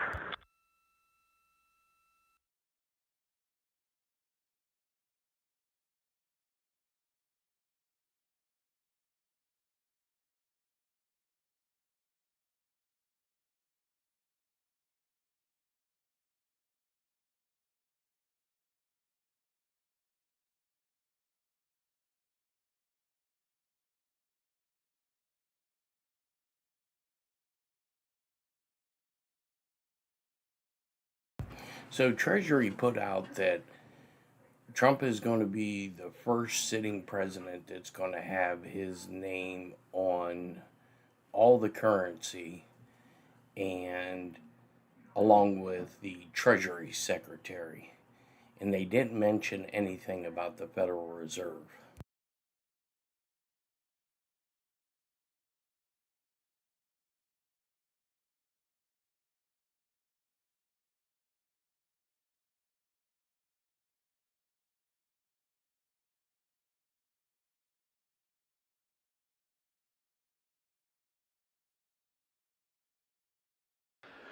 This is Mission Control Houston. While we wait for the burn, this view from the deck So of the in USS order John P. for Murtha, them to put showing Trump's some of the name on armada all the of currency, helicopters. they have to There will be Navy print new helicopters currency. hovering over Integrity Now, following are they going to phase splashdown. out the old Two currency? of them to be Is it employed going to be in the something hoisting of the new, crew members off of the since front they porch didn't raft that will mention be the Federal erected Reserve? alongside Everything's going back the under vehicle Treasury. following splashdown.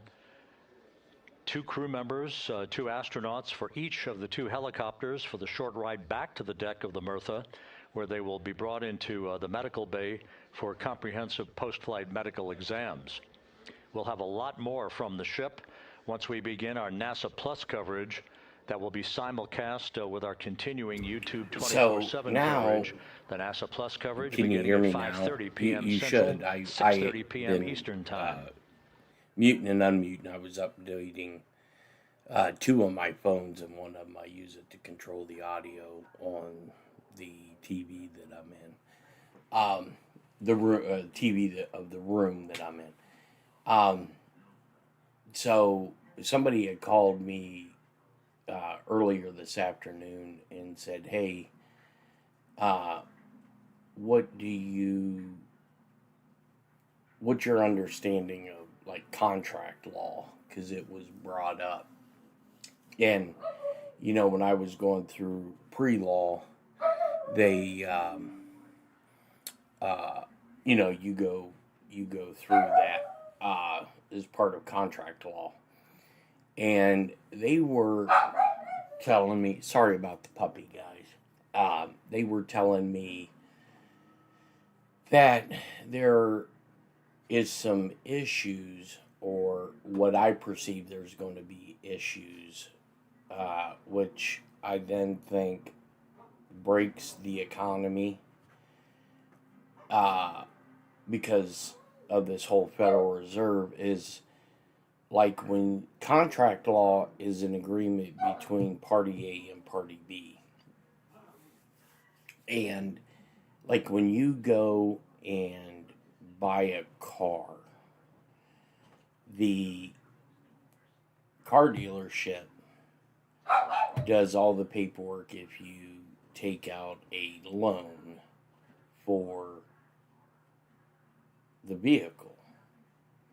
Well, there are certain clauses inside of contract law that state that the contract between A and B, both parties have to be present, not represented, but present. So now, does this bring in an issue with loans that have been taken out for homes, for credit cards, for vehicles? Okay, so this is just a theory. But it seems like to me that they're laying the groundwork for, what we believe is a new economy based on, they call it Nasara Jasara. It's not hopium, the big pie in the sky, where, everyone's getting $1 million. That's ludicrous if anybody thinks that. But I do believe there is continuing with some type of compensation in the that's cabin going of to integrity, happen as we based are on the almost 7 statement minutes that away Trump now from made the in his first return term trajectory after the correction Big number C 3 burn. was Integrity systems are functioning in excellent people shape. who did this The are weather going in to the have to splashdown pay zone for out it. on the Pacific is go Okay? and is forecast to be go. And at that We are time, a lot of committed, people of course, to a splashdown, that believe return that, trajectory here we go, we're that going will to enable war with Integrity's whoever astronauts to splash did down this. at But 7:07 p.m. then Central you tonight. fast forward That was guaranteed with the translunar where injection burn. Back on our April country 2nd, declared that bankrupt took the in vehicle Tallahassee and its Federal 4 crew Bankruptcy members Court. out of low Earth orbit, And following a 24-hour the period money of high was Earth wired orbit to elliptical pay the trajectory. national debt off At the low point of that from trajectory, which was HSBC some Bank of Hong Kong, 43,000 which by 0 I miles. shared At the those low point, documents. that's when You can go look Integrity's them up in the engine Tallahassee fired, the service Federal module engine Court. fired Yeah, I can to turn break that out of Earth orbit. Let's just mute that for now. So that, with that being said, and you can go look this up. It's publicly available. I mean, it is right out in the open with that bankruptcy. I mean, and when I first was told by a buddy of mine at Treasury that this had happened, I was like everybody else, yeah, okay. But then the documents got put up there, and it's kind of mind-blowing. And if you go back and you read or listen to some of Trump's speeches during his first administration, he was telling people, inadvertently, beating around the bush, he was telling you that this was done. If you're listening, I guess you could say, instead of hearing what he says, if you listen to what he says. So and they say in that letter in the alphabet, the ending won't be for everybody. No one really knows what that means. I believe that we are going to go through a little bit of hardship. I think we're in it now, like with the fuel prices, with groceries. I just took my mother to the store and didn't get anything, just essentials, and it was $158. So there is a crunch. And another very interesting thing is I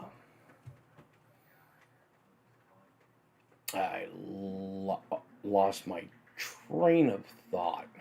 I don't know if that's old age or me being distracted by other stuff that I'm looking at.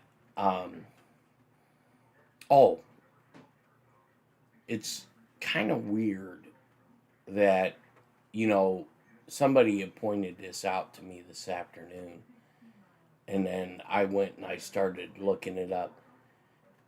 Do you guys remember when Vladimir Putin and Donald Trump met in Alaska? And I had said, I think it was on Cola's maybe, that was probably one of the weirdest meetings that ever took place. And I didn't realize, of course, I wasn't looking for it either, but how many people know that Russia, the United States, the Arab countries all started putting oil tankers in international waters. And you can go verify this by looking at Marine Tracker. And they have been sitting out there. So we knew that these Straits of Hormuz were going to be shut down. Now, I can tell you that if Iran is truly shut, and I'm not buying it, okay? I've been in the Gulf. There's always Navy vessels to make sure that there are free transits out of the Gulf region, because you have Iraq, you got Kuwait, you got Saudi Arabia, UAE, you got Oman, you got Iran, you even got other countries, smaller, that have pipelines that go down to the Gulf to pump out the oil. So we have a contingent always in the Gulf to make sure that there's free passage. Why all of a sudden is Iran basically charging a $2 million toll booth? They could have been doing that the whole time. So I believe it's part of this whole Monroe Doctrine that Trump has been referring to constantly. It brings up some interesting points. I'm going to dig into this a little bit more, and I want to do just a separate show on that. Speaking of separate shows, I think we'll carry I'll do an upcoming event. We'll do the shuttle splashdown, because that'll be interesting with the Navy. And the Navy always is out there when they do these type of things, scooping them up. It'll be really, really neat to see it.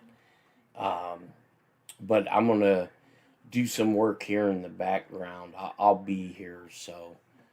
But, yeah, this here with this contract law, it's all lining up. And it's not that, we're just making it line up. The evidence is, boom, right in your face. And, I believe this. In that letter in the alphabet, they talk about a hot summer, nuclear winter. And me personally, I don't think nuclear means what everybody thinks. Someone's going to drop one. I think nuclear means it's going to be on like Donkey Kong. That's when I believe. Because look, I'm telling you right now, people that say there aren't arrests happening, there are. I know they just walked out 3 FBI agents this week in handcuffs. But you're not seeing that on the news. And I was told that directly. And, when you're working, what I believe they are doing is they're working RICO on a lot of this stuff. You have to start at the bottom. And you start building your case. I think they've been building this case since 2017 when Trump first came in. Because the powers that be didn't cheat well enough, because they didn't think Trump was they thought he was a joke. And I believe they've been working this case since then. And you bring in the lower level guy, you put him in front of a grand jury, they spill the beans. Then they go pick that person up, run him through the GJ for the indictment. that person spills the beans. It goes up and up and up and up until you get to the big fish, right?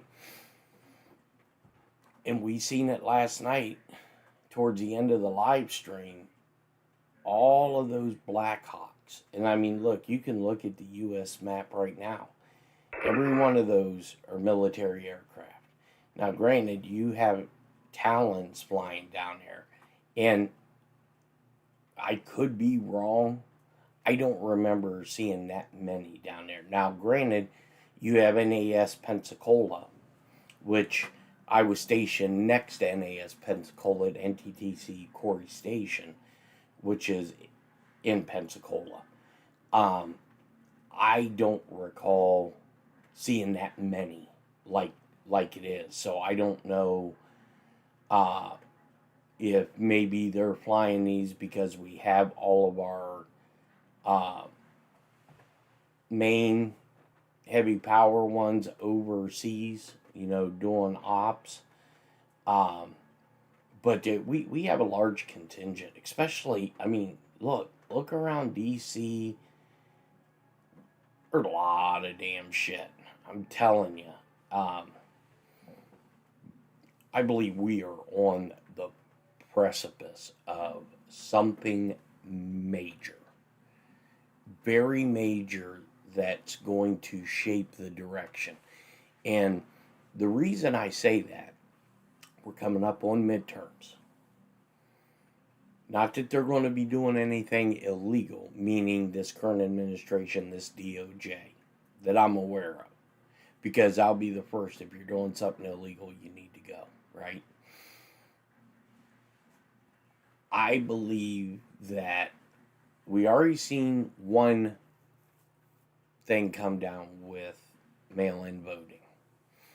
And that the U.S. Post Office is going to be handling this process. Okay?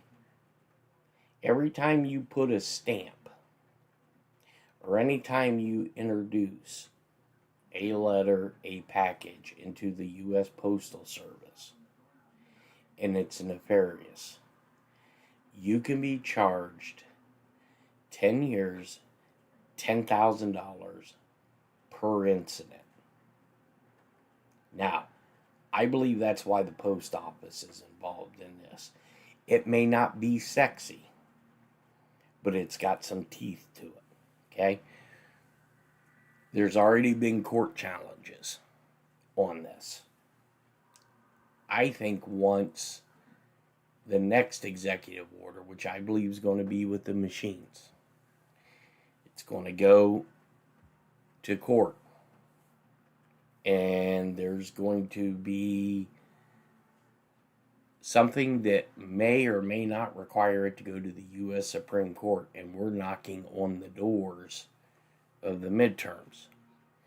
And I have spoke with people, and we've had, who was it that was on the stream? That said they've already gotten paperwork to re-register to vote. So, when the big chair told me, look, they're going to clean the voter rolls. You're going to have to re-register to vote. I mean, if you think about it, if you have, we'll just say, for math's sake, you have 65 million people in a book, right?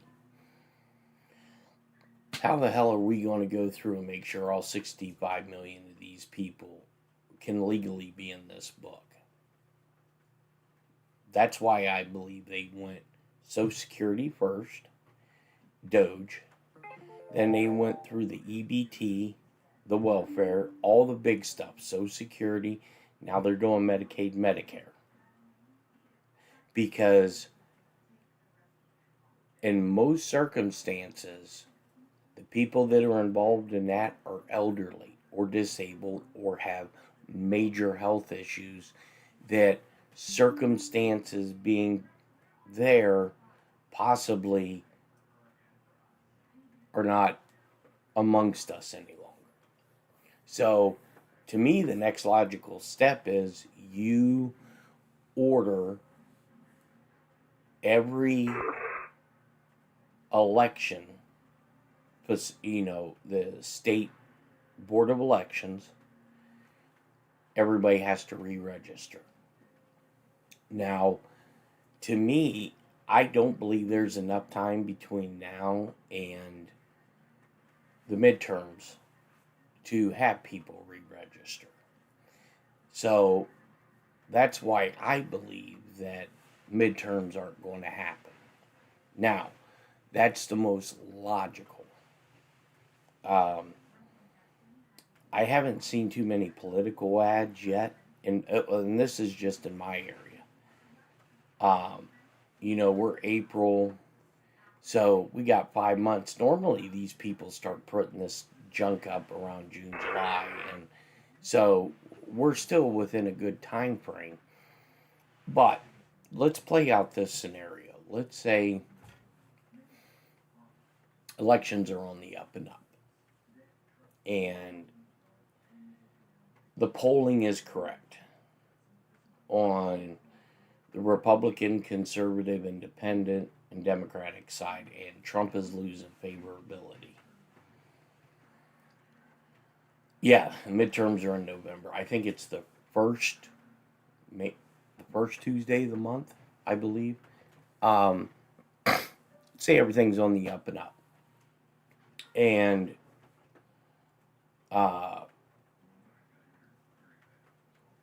Democrats win because the American people are pissed off at Donald Trump and the administration, whether it is Ukraine, which isn't it amazing how Ukraine fell off the map? No one's really talking about it except for the people that are honestly that are grifting off of it and making money, telling people how Russia's getting their ass whipped and Ukraine's winning and all this other nonsense, because no one truly knows. I hate to break it to them. Ma'ayan Baruch, Kfar Yuval, Beit Hillel. So the midterms happen. Donald Trump and the Republican Party lose the House, lose the Senate, lose a shitloads of seats throughout, local elections. What does that mean for the next 2 years for you and I? Nothing gets done. He's a lame duck president. Impeachments. Federal indictments. They're concentrating on all their efforts on all of this. Which, hey, let's say it happens. Well, it happens. And if everything is on the up and up, then the American people get what they deserve. And they get what they voted for. But I think now I would be generous in saying 80% of the American populace believe that there is some kind of shenanigans that happened during the E's. So Trump loses. And he has to know this, right? He knows this is a possibility. He knows that Congress will go after him hard. And I'm not just talking Democrats. I'm talking Republicans, too. They will start the impeachment process. This guy, what's he got? 42 felonies, 32 felonies charged on him from before. So he's a lame duck. Nothing gets done. The American people suffer. And he knows this. His administration knows this. Why is he so confident? My thinking is he's confident because he knows there's a failsafe. He knows. Alarm. Metula. He knows that if it goes sideways, not meaning he loses the House or the Senate. If there's any type of tampering, it goes sideways. He has one fail-safe as the commander-in-chief, because he's already come out and talked about how elections are a national security issue. Once a president comes out and says this is a national security issue, a lot of people don't realize. Manara, Kiryat Shmona. President has two hats. He's the chief executive of the executive branch, President of the United States.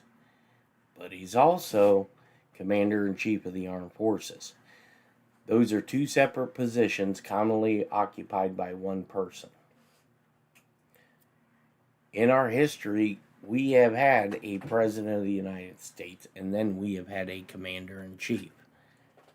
If you think that's a conspiracy, go look it up and go smack your school district for not teaching you civics. So, that is just looking at everything. That is why I question whether midterms are actually going to happen. There's going to be a pause on it due to national security. And, okay, let's say you don't buy that, right? That's all Jeff B. bullshit. Go back and look at the first few executive orders that Donald Trump wrote when he came into the White House in 2017. And look at the executive order that talks about if in a presidential election one vote is illegally cast, the whole election is null and void.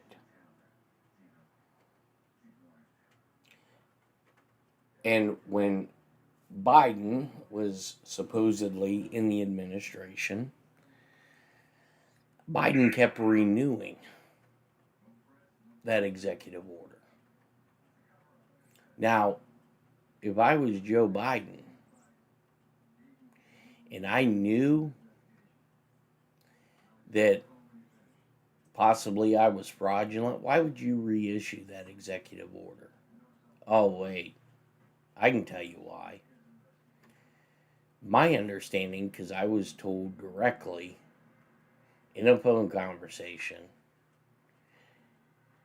one of the reasons that the U.S. military, Judge Advocate General Court, was at the U.S. Supreme Court, and we have proof of it, because Nancy Drew was in D.C. when all of those military officers went into the U.S. Supreme Court in that motorcade, non-stop tinted out sedans. They were all in dress uniform going to the Supreme Court.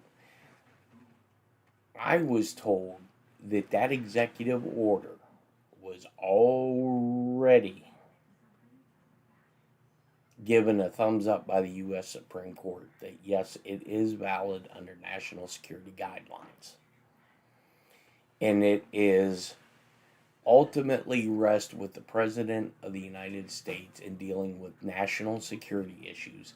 And there is no court that can shoot down anything that a commander-in-chief issues, because he is the top dog in the military. So when you start putting all these little pieces of the puzzle together, it makes sense. Now, I could be totally wrong. We may get to the first Tuesday of November. Everybody votes. Trump loses the House, loses the Senate, and it's on like Donkey Kong. And we have an impeachment after impeachment after impeachment. Or what I've been told is there is an executive order that's been ran through the U.S. Supreme Court that's written on national security guidelines because elections is our number one national security issue. And the president can't tell them how to operate elections. But the President of the United States, under national security guidelines, could set the rules for elections. What has to be done. He can't go state by state, city by district, township by township and tell them, up, you need to do this, this, and this. And we're already starting to see some of this unfold with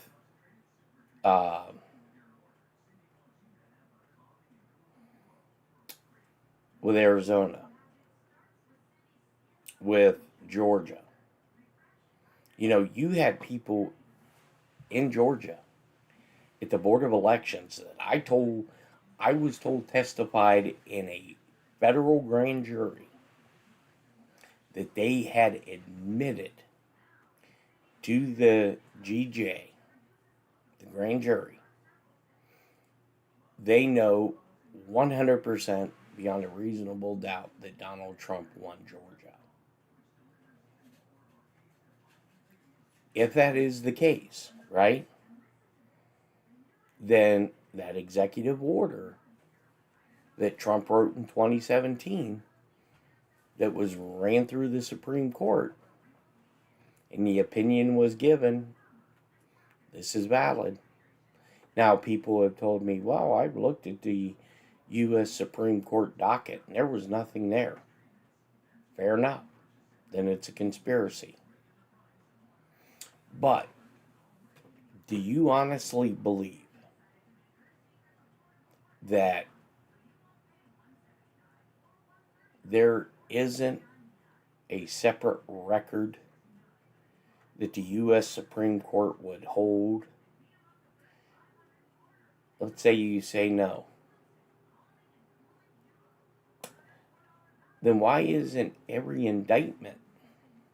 How are these indictments sealed? Because they had to go to a judge. They had to go to a court. Well, that should be out there too. So let's go find it. You can't. It's sealed. National security guidelines. Same with the U.S. Supreme Court. You know, people think it's so far-fetched that this is even fathomable. I've been involved in intelligence operations, other stuff that would blow people's mind. If I was able to, without getting thrown in federal prison for 70 years, I could tell you some stories on some shit that I was involved in on the intelligence side of the house that you would say I'm 100% full of shit. This isn't possible. This never happened because CNN, Fox News, MSNBC never told me about it. And that's the mindset of most of our population. You know, I seen that clip that Monkey did where and I get it, he's frustrated. A lot of people are frustrated that there isn't no arrest. Well, there is arrest, just not the ones you want to see. And I believe it's going, once we see the first true major arrest, which how I believe this is going to play out, it's probably going to be John Brennan. And I already know of a couple people that have been hooked that nobody knows about. And 2 of them are down south on that little island. And I was told that from a person who had went down there. He wouldn't tell me why they went down there, but he went down there. And he seen 2 people that he said kind of threw him back. And people say, well, yep, that's fictitious, that's bullshit, show me the proof. People also said, that's bullshit, show me the proof, when I told people that Denny Clapper, or James Clapper, was picked up by the U.S. Secret Service and interrogated, and he spilled the beans. People said, nope, bullshit, you're a grifter, you don't know a damn thing, shut up, go sit down. And then I told a couple guys that are high up in the intelligence community and in federal law enforcement, give me something. I mean, show me. And they did. I got that audio that we played on here of Clapper talking about Mike Pence, talking about the Dirty Trick Squad, talking about Nancy Pelosi, talking about the J6 setup. Because you remember on J6, shortly before J6 happened, there were 2 bomb threats. One at the DNC and one at the RNC. If you recall that. And that's why plays had to have been diverted. Because I was told, can't confirm it, don't know if it's true, but I was told the reasoning why those 2 threats were out there was because they were going to bring Epi on the House floor. And they were going to start handling Congress. And then the bomb threats and the risk reward kicked in for President Trump and the U.S. Secret Service and the military. And they were like, well, we got another alternative. We can do something else. In that right there, okay, then you rewind about a month prior to the J6, when Donald Trump, for whatever reason at the time, he fired Secretary Esper from the Department of Defense and then put in Chris Miller. Now, Donald Trump, you're about ready to get fired yourself. January 20th at high noon, disco, you're on your way to Florida. So why would you give a shit about Esper? Why would you give a shit about Chris Miller? Putting him in. Made no sense. I mean, you're just weeks away from being fired yourself. And then shortly after Trump appointed him acting Secretary of Defense, Chris Miller made that very weird speech when he told Mike Pence that, we were involved in some very deep investigations. And thank you for your guidance, Mr. Vice President. Well, at that time, everybody thought, well, not everybody, but a majority of the people thought Mike Pence was a good dude. And then the Clapper audio tape comes out. And then we find out he did some stuff, allegedly, in Indiana. So a lot of this stuff, I believe, is starting to culminate. And it is on a collision course. And, well, I mean, look, you you have representatives now already demanding that the cabinet do the 25th Amendment on Donald Trump. Based on what? Give me one reason why the cabinet should do a vote on the 25th Amendment. They're panicking. They are worried. Because if you're basing the 25th Amendment off of Donald Trump doing airstrikes in Iran without going to Congress, George Bush did it. I was involved in an operation that Bill Clinton did. Ronald Reagan did it. Bush Sr. did it. Bush Sr. was running Iran-Contra with Oliver North and Admiral Poindexter. Who else? Barack Obama. You sent pallets of cash. You cleaned out all the banks in Virginia, in D.C., in parts of New York. Not one Republican, I believe, called for the 25th.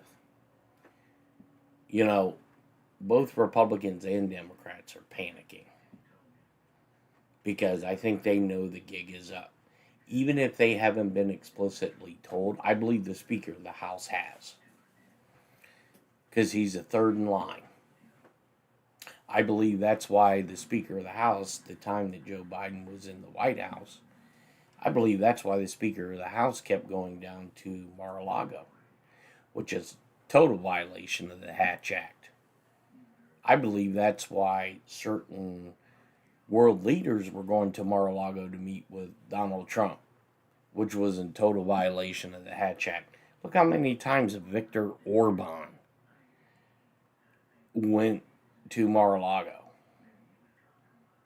The president of Hungary. Numerous times he went to Mar-a-Lago. Hatch Act violation. But you didn't see anybody in Congress that I'm aware of, because it never got any traction. If they wanted to charge President Trump, at that time former sitting president, Donald Trump,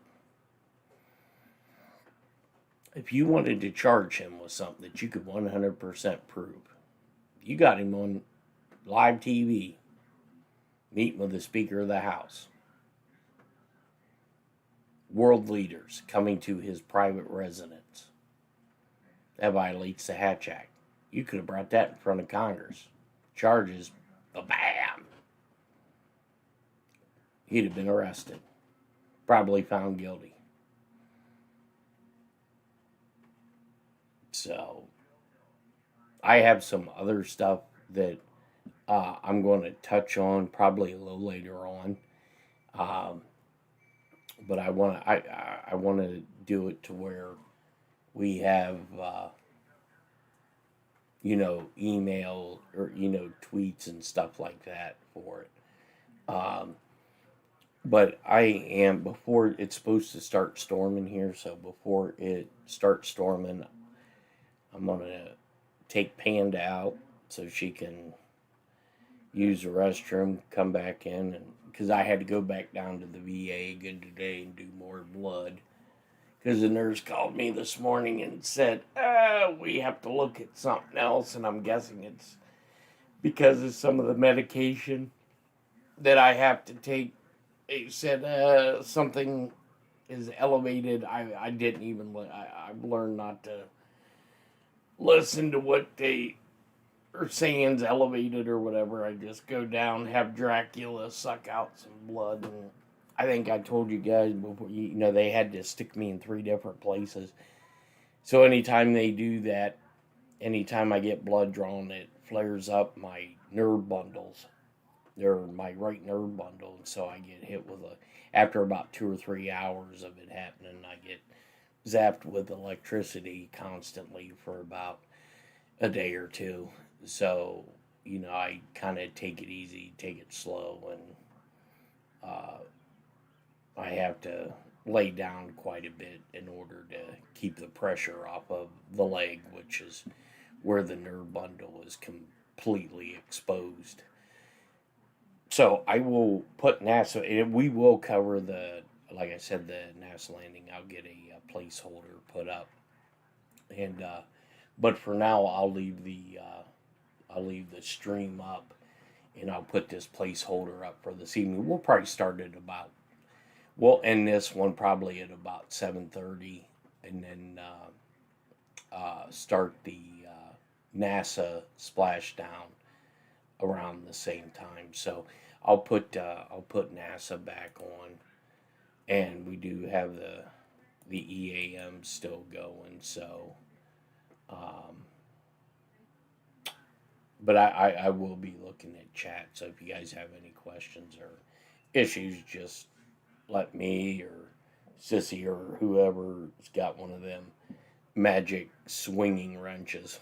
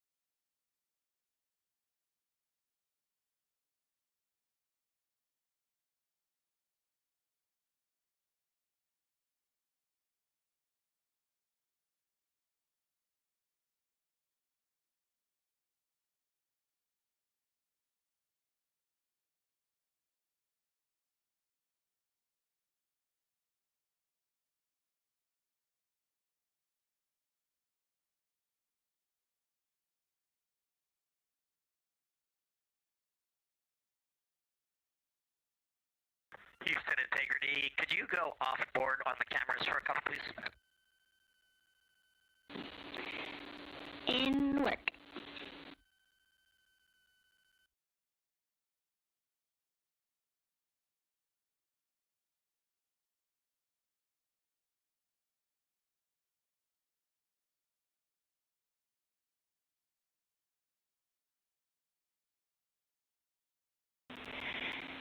And Integrity, Cab 3 is not streaming.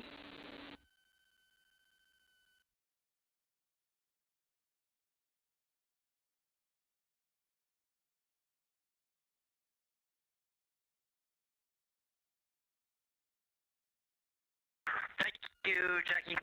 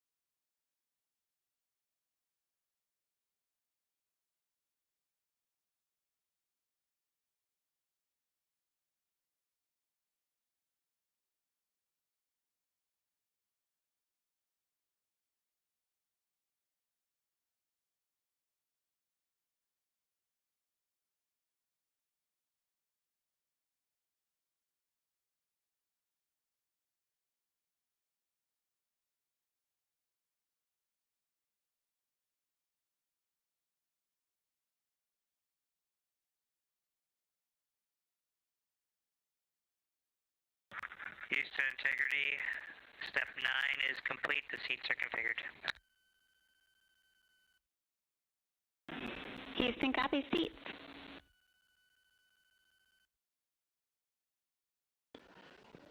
This is Mission Control Houston at a mission elapsed time of 8 days, 21 hours, 5 minutes into the flight of Integrity on the Artemis II mission. Several countdown clocks are ticking backward here in the flight control room as the Earth grows larger and larger in the field of view. In order, the next major milestone will be a raise burn of the crew module. That raise burn will follow the separation of the crew module from the service module this evening. The separation of the crew module is scheduled at 6:33 p.m. Central Time. 4 minutes later, at 6:37 p.m. Central Time, we'll conduct about a 19-second raise burn. This is a slight maneuver to tilt up the aft end of Integrity in a final opportunity to fine-tune the angle of attack that Integrity will incur as it enters the Earth's atmosphere over the Pacific Ocean.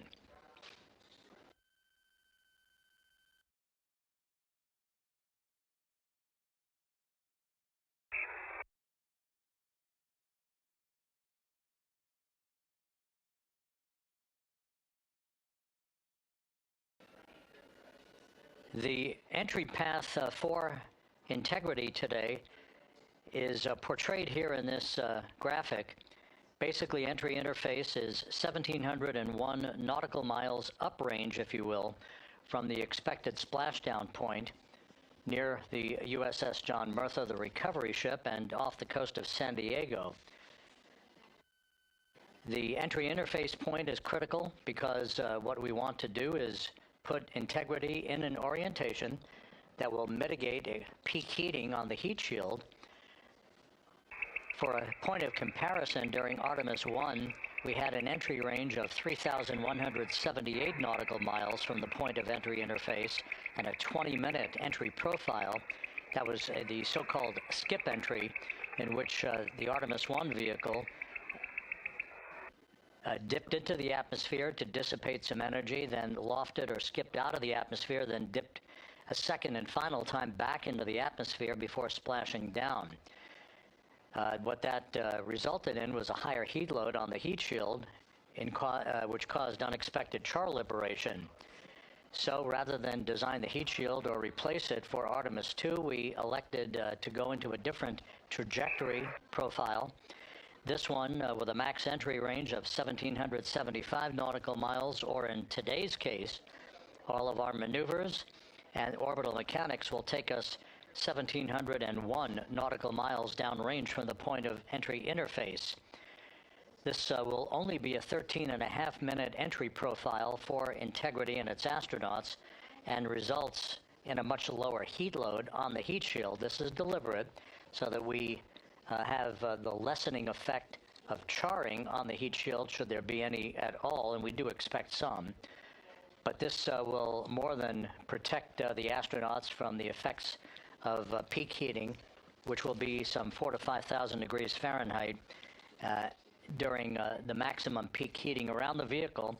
That will also cause a 6-minute blackout because of ionization as heat is repelled or thwarted from the heat shield while the vehicle flies in the direction of travel towards splashdown. The raise burn that places us in our final orientation for angle of attack into entry interface, that raise burn is scheduled at 6:37 p.m. Central Time.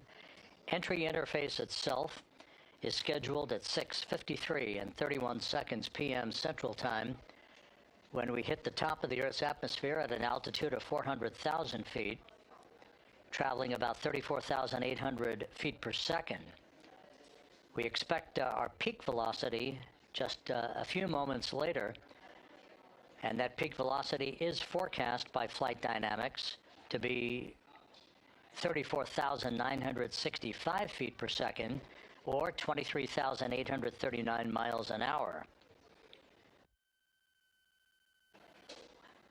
Now, this all occurs after we begin the blackout period of 6 minutes. We will lose communications with the vehicle just 24 seconds after we enter the Earth's atmosphere, or entry interface, as you see there.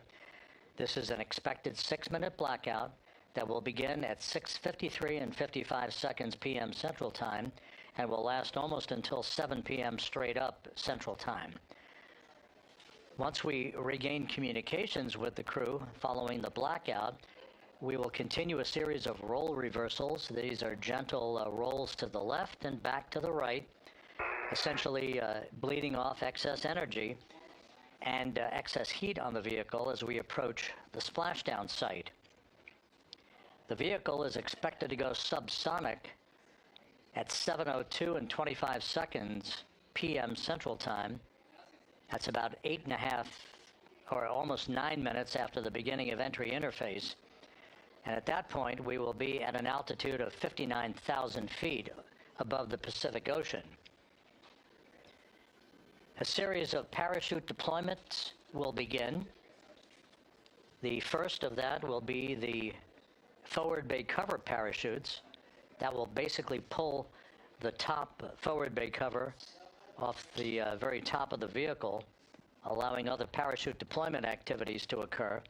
The forward bay cover chute deployment is scheduled at 7:03 and 22 seconds p.m. Central Time at an altitude of 23,946 feet. The forward bay cover parachutes are used in conjunction with pyrotechnic thrusters to ensure the separation of that forward bay cover, protecting Orion and its parachutes during the heat of re-entry. Following that, there'll be the deployment of drogue chutes. These are 2 drogue parachutes, 23 feet in diameter. These drogue chutes will be deployed at an altitude of 23,483 feet. At this point, our velocity will have slowed from almost 24,000 feet per second to just 470 feet per second in a matter of minutes. 3 pilot parachutes will be used to lift and deploy the main parachutes from the crew module forward bay. Those main parachutes, 3 of them, are used to slow the crew module down to a splashdown at a speed that ensures astronaut safety.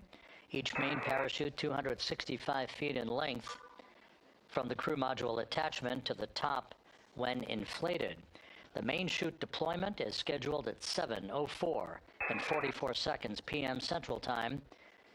Now that's just 11 minutes and 13 seconds after the start of entry interface. At this point, we'll be at an altitude of 5,445 feet above the Pacific. And splashdown to complete this mission is scheduled at 7:07 and 7 seconds p.m. Central Time, 5:07 p.m. Pacific Time, 2.5 hours before sunset. The crew will splash down in the Pacific southwest of San Diego at a gentle rate of just 19 miles an hour.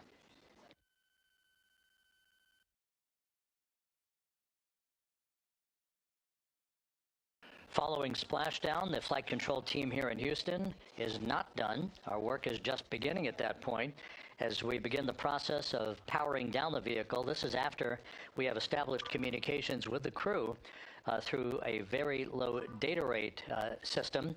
The communications link will no longer be active through the tracking and data relay satellite system, so we're going to be going to a very low data rate system. We hope to establish communications with the crew fairly rapidly. That's not guaranteed. It depends on the orientation of the vehicle. The likelihood is the vehicle will splash down upright in what's known as stable 1. Whether it's upright or in some other orientation, we'll begin the process of inflating 5 inflatable airbags that are positioned in a circumferential manner around the forward bay cover at the top of integrity. These airbags will be inflated through helium. Those 5 airbags will guarantee the proper orientation upright for the spacecraft through the rest of the process of extracting the crew, which should take some 45 minutes to an hour to complete. Navy divers, fast boats, a pair of Navy helicopters, other recovery personnel will come alongside the vehicle to begin erecting an inflatable raft called the front porch that the crew will be extracted into. You've seen that in movies. You've seen it in the Apollo program and archival footage. And one by one, the crew will be hoisted in alternating fashion to 2 hovering Navy helicopters for the trip back to the deck of the USS John Murtha, where they will leave the helicopters and move into medical bay on the ship for comprehensive medical examinations.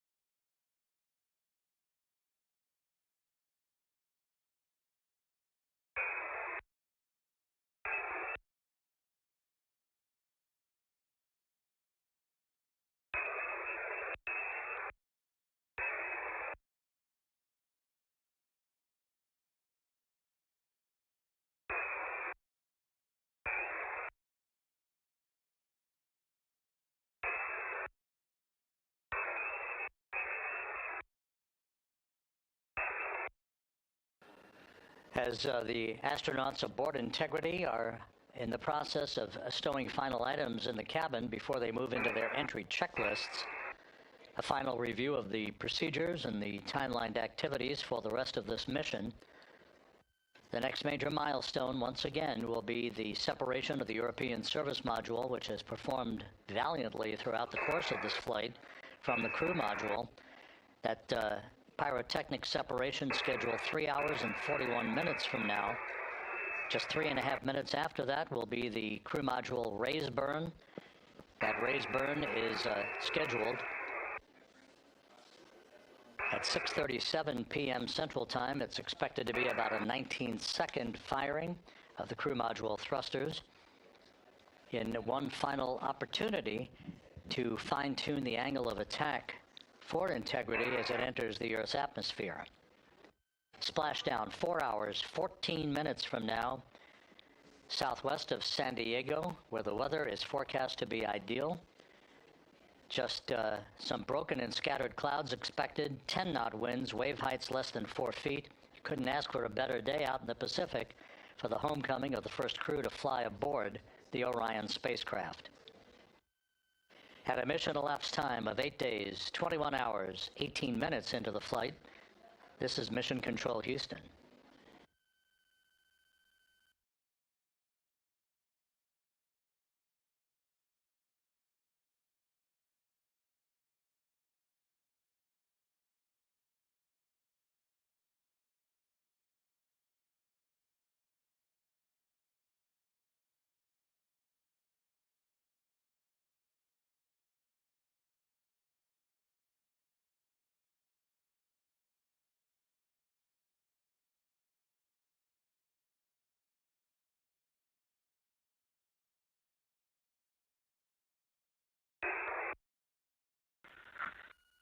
Houston Integrity, Jackie, steps 10 and 11 are complete.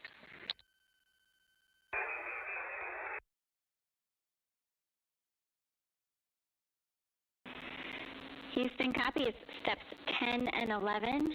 You guys are on track, looking great.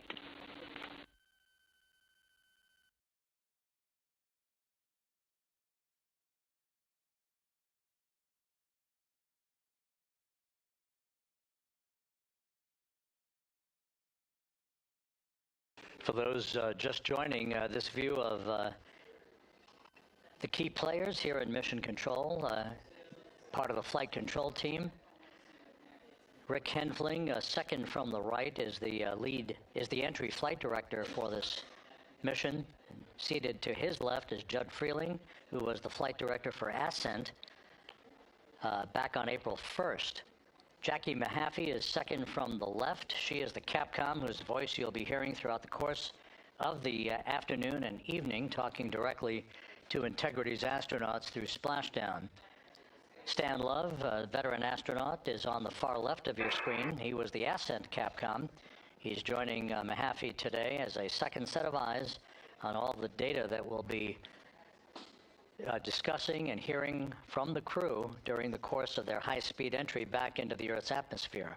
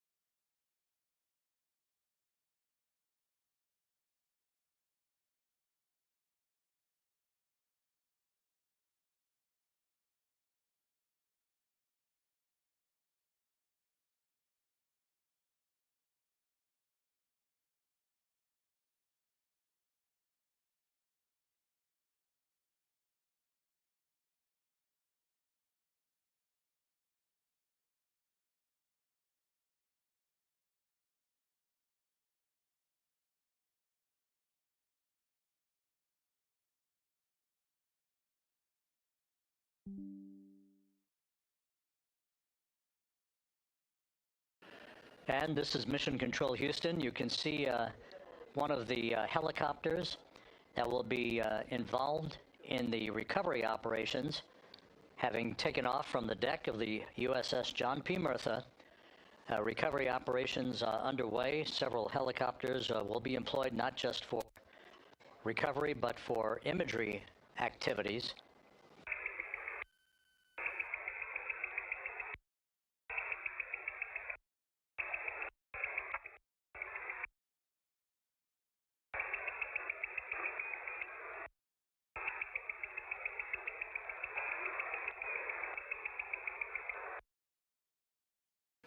On the deck of the John P. Murtha, a view of multiple views, camera views, that are being provided to us courtesy of the USS John P. Murtha that we'll be utilizing throughout the course of the evening in our coverage. Once we start the NASA Plus coverage at 5:30 p.m. Central Time, 6:30 p.m. Eastern Time, that's a simulcast of our 24/7 YouTube coverage. My colleague from the Kennedy Space Center, Megan Cruz, is on the Murtha, and she'll be providing updates and interviews as well as we continue our operational coverage of the recovery of the Integrity astronauts following their lunar flyby mission.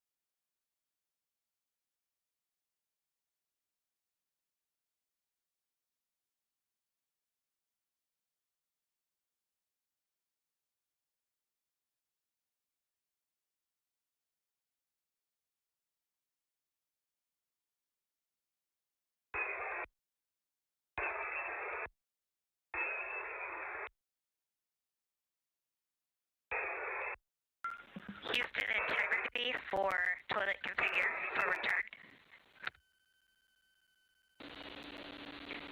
Go ahead. We have an empty canister. Can you confirm that I don't need to do steps 1.2 to 1.4?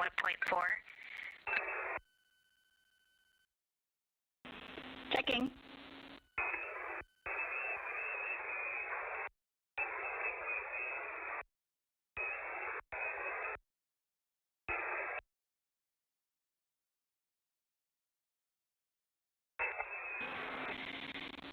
And Christina, we concur you do not need to perform the steps you listed. Thanks, Jackie.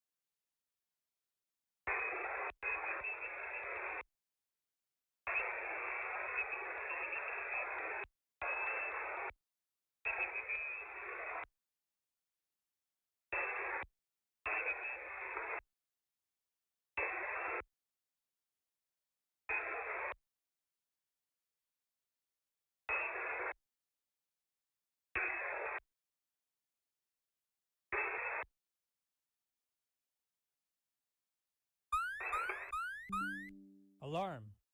Kiryat Shmona, Tel Chai, Kfar Giladi, Ma'ayan Baruch, Kfar Yuval.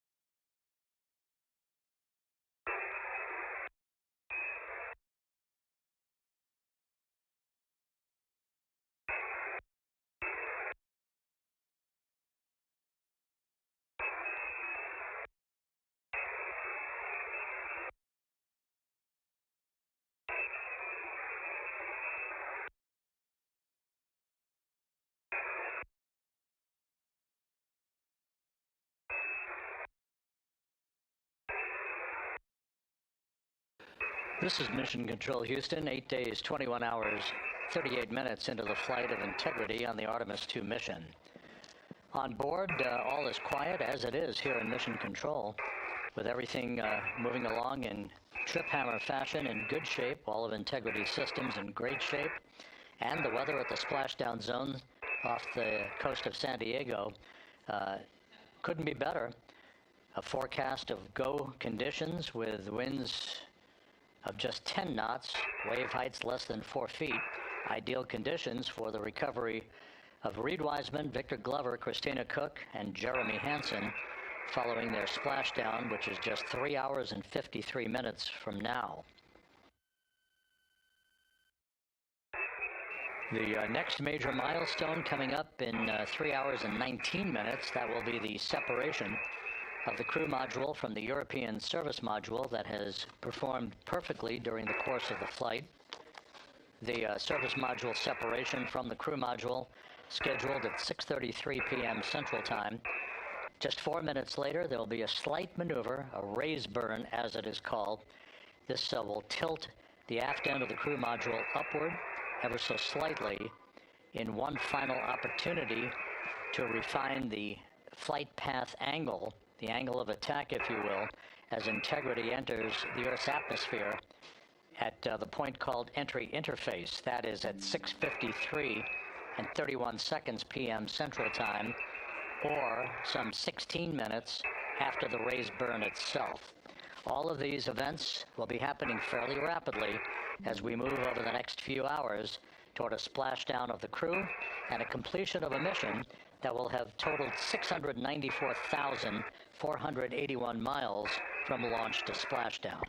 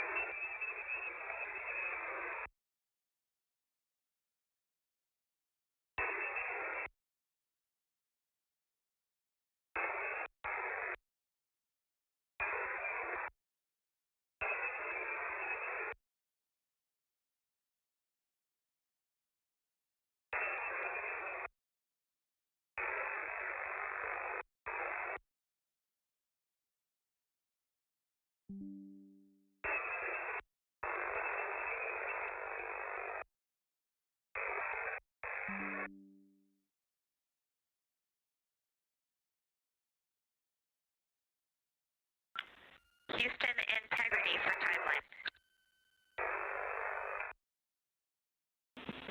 Christina, we're with you. Hey, Jackie. You guys okay if we start entry checklist 30 minutes early?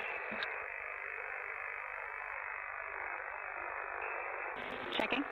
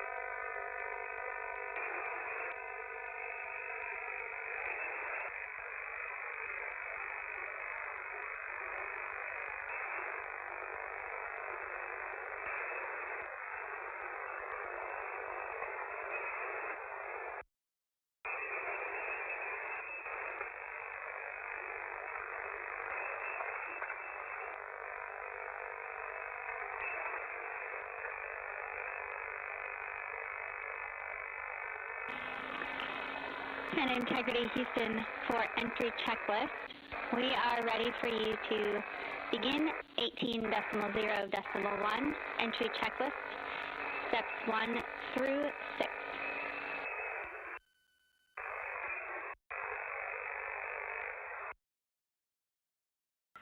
Copy. We're go. Entry checklist 1 through 6. Thanks. And step 3 for GPS can be skipped. GPS has been powered and it still looks good.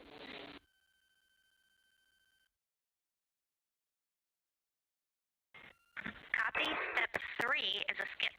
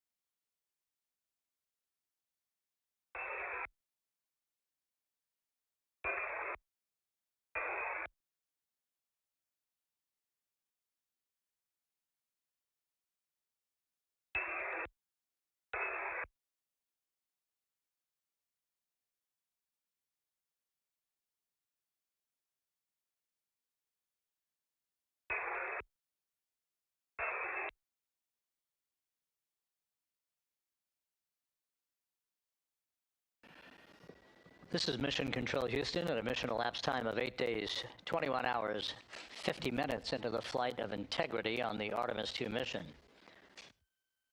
The crew is completing the configuration of the crew cabin. Soon they'll be breaking out their launch and entry suits in preparation for donning those suits and conducting leak checks as we get a bit further along in the entry preparation time frame. Meanwhile, we're looking forward to the next major milestone. That will be the separation of the crew module from the European service module 3 hours and 7 minutes from now. That's scheduled to occur at 6:33 p.m. Central Time, 7:33 p.m. Eastern Time. 4 minutes after that, we'll conduct a raise burn. This will be about a 19-second firing of Integrity's thrusters with a change in velocity of 9.9 feet per second.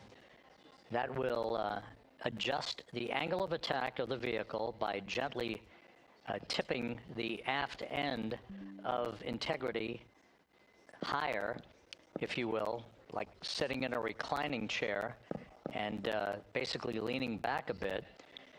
This angle of attack adjustment is specifically designed and pre-planned to enter the Earth's atmosphere at entry interface later this evening at the proper angle to minimize heating effects on Integrity's heat shield.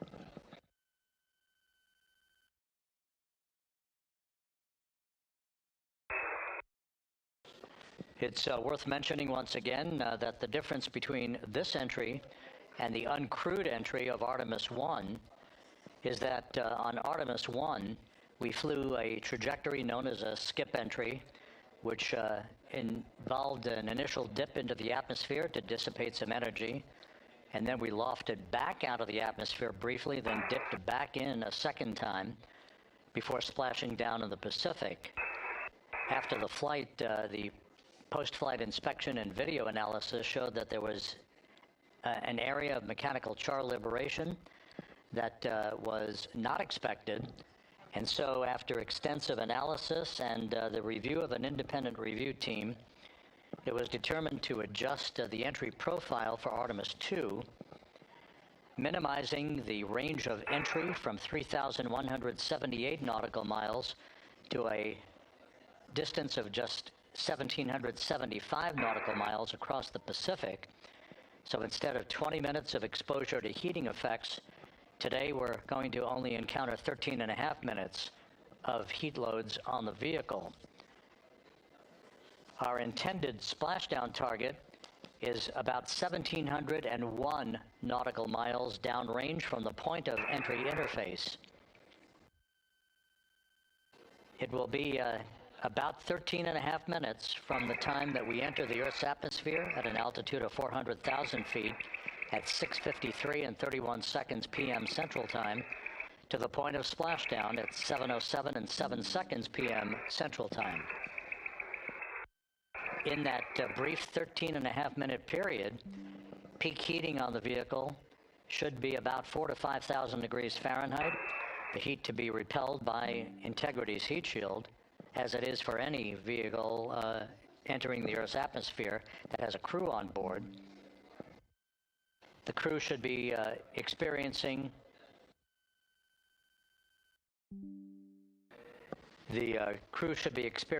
a G load on their bodies of about 3.9 Gs at peak loads on the crew members, feeling the tug of Earth's gravity for the first time in 9 days.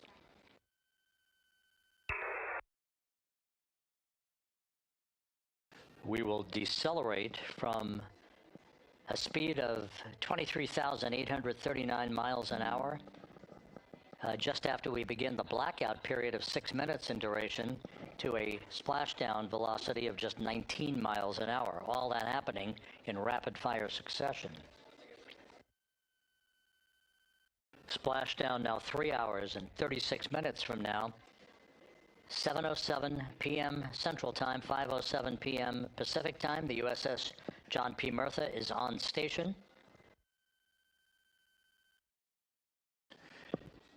Some of the airborne assets, helicopters, and fixed-wing aircraft are taking off in sequential fashion from the deck of the ship.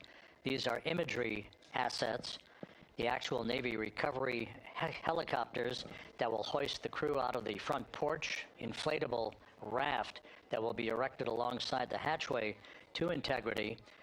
And there's a view, a live view from the deck of the USS John P. Murtha. It is a bit overcast.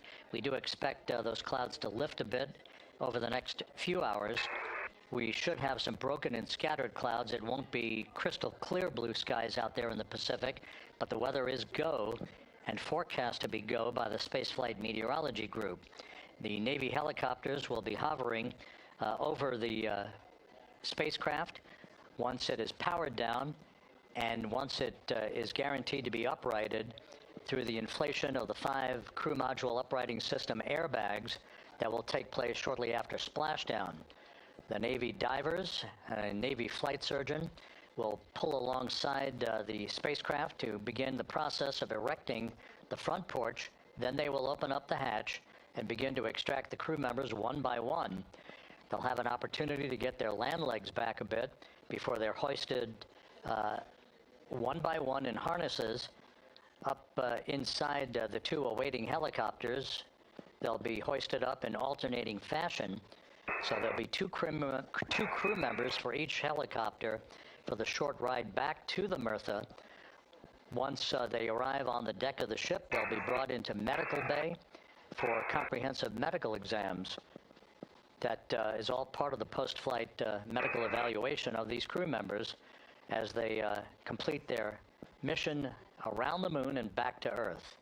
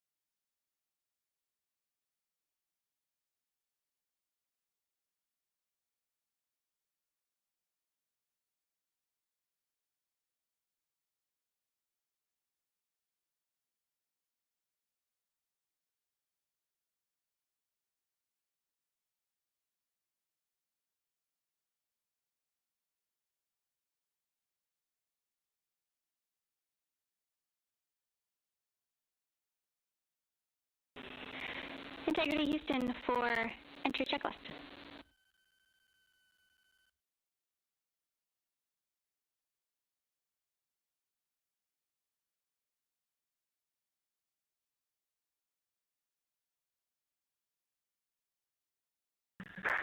Go ahead, Jackie. Hey, Reed, a couple of questions for you. We realized we didn't give you an explicit thumbs up to perform step 1.2 for the flight path angle hash mark update, so we wanted to confirm that you did, in fact, perform the set EI FPA limits procedure. And secondly, we want your opinion on the in and out CMIS caution. Is that something that will be distracting such that we should inhibit it?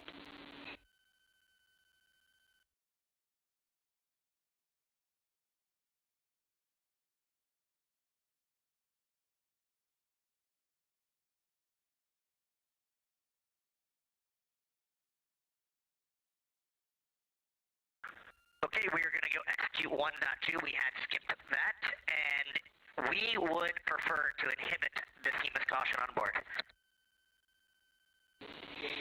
Okay, we copy, and just to close the loop on that, that will mean on flight.landing, you would not have a yellow or down arrow indication if that does stay below the threshold.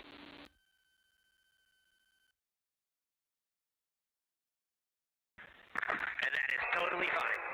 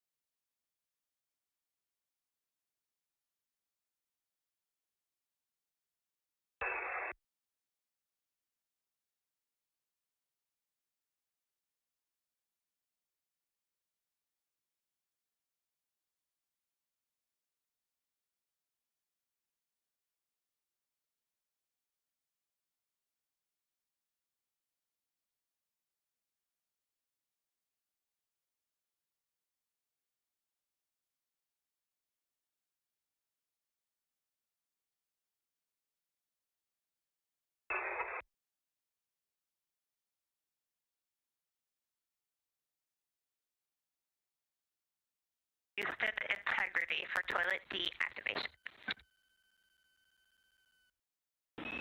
Integrity, Jackie had to step off for a second. Go ahead for toilet.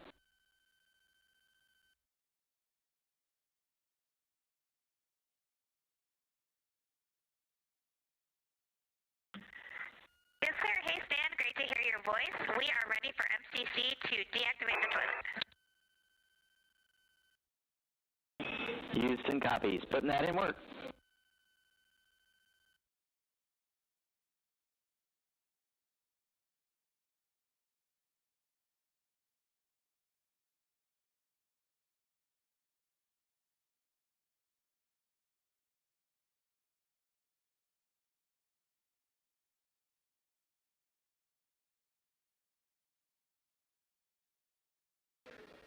This is Mission Control Houston. That communication from Christina Cook on board Integrity to spacecraft communicator Stan Love. Integrity for burn telemetry on CM or raise burn.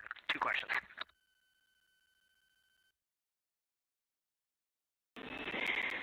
Go for CM raise questions. Hey Jackie, we see a Delta V tote on our display of 9.9, which is fairly close to the 8.5 on the entry pad, but our TIGO on the display is 44 seconds, and the entry pad estimated 19 seconds. Can y'all take a look at that for us?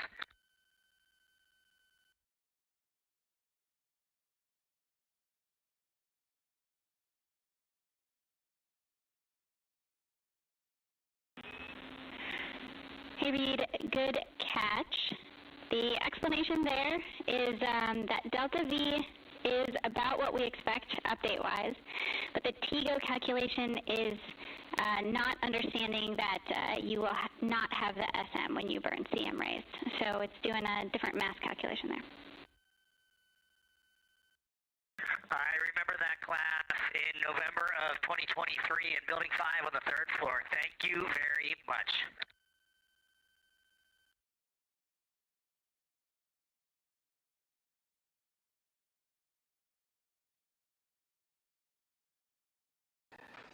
This is Mission Control Houston. Commander Reed Wiseman inquiring about the values for the upcoming crew module raise burn. Again, as we've explained, this burn that's scheduled 2 hours and 51 minutes from now is designed to tilt the angle of attack a bit upward, basically raising the aft end of the vehicle prior to entry interface, to improve the angle of attack and minimize heating effects on the heat shield for the Orion vehicle. The crew module raise burn will occur about 4 minutes after the service module is separated from the crew module, and we're expecting about a 19-second burn. Integrity Houston, the toilet is unpowered.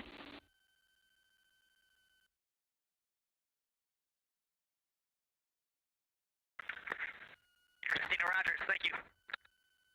The crew module raise burn is expected to be 19 seconds in duration, with a change in velocity of about 9.9 feet per second. Once again, that's designed to fine-tune the angle of attack for Integrity as it enters the Earth's atmosphere, which will occur about 16.5 minutes after the raise burn itself.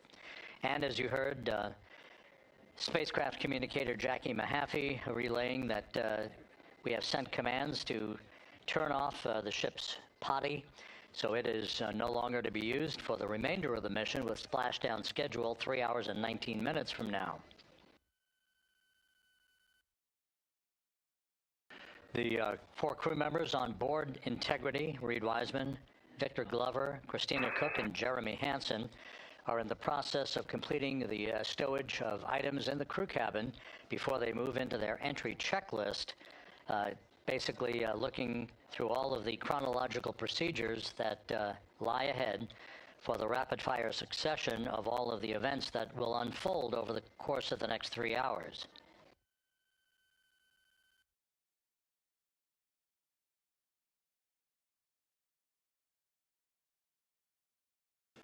Integrity is about 25,000 nautical miles from Earth, continuing to accelerate towards a splashdown in the Pacific 3 hours and 18 minutes from now.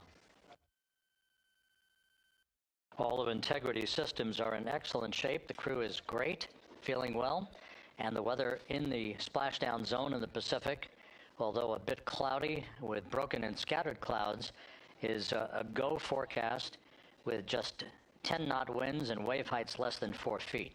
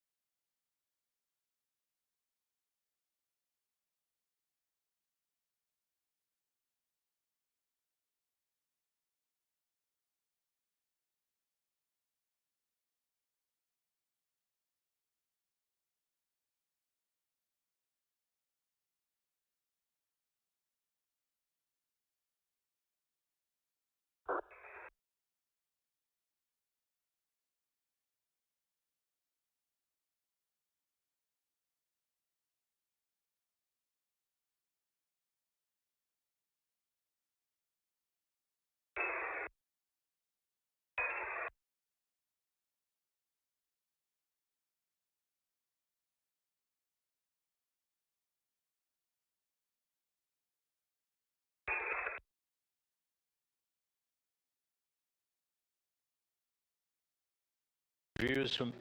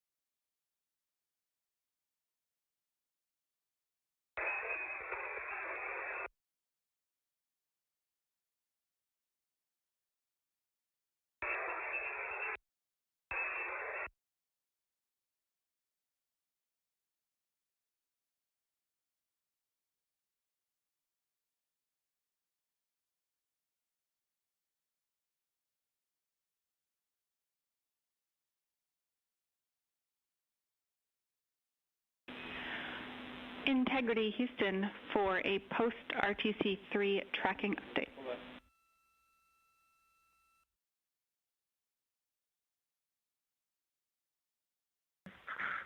Go ahead, Houston.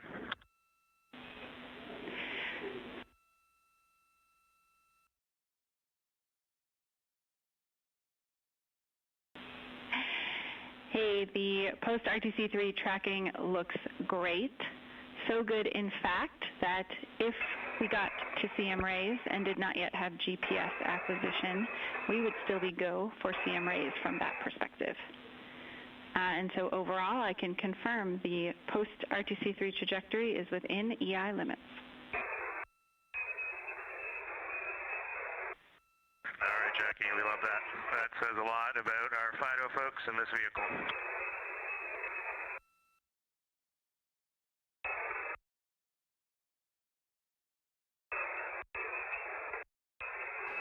This is Mission Control Houston.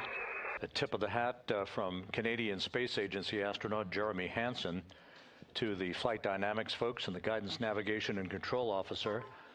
The RTC-3 burn that was conducted just over 2 hours ago, which was basically a final fine-tuning of the trajectory of Integrity to hit the sweet spot in the corridor over the Pacific Ocean for entry interface, was so perfect that we are dead on the center line down the corridor, and the crew module raise burn that is scheduled at 6:37 p.m. Central Time and which will be conducted is only required to lift the aft end of the vehicle ever so slightly by a degree or two to improve the angle of attack of the spacecraft as it enters the atmosphere, mitigating peak heating effects on the heat shield for Integrity. But our trajectory is dead set, right on the money, right down the pike, heading for a splashdown 3 hours and 10 minutes from now at 7:07 p.m. Central Time, 5:07 p.m. Pacific Time.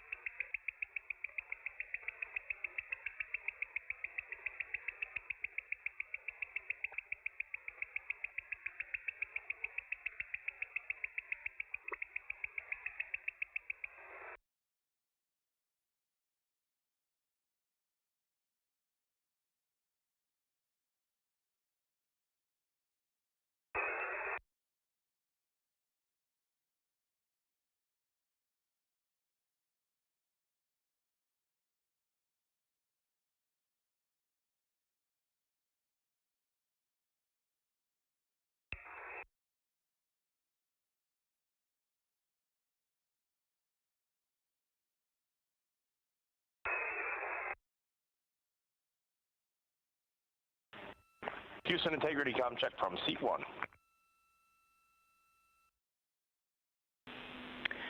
Seat 1, have you loud and clear coming down on both OE 1 and 2? How me on 1?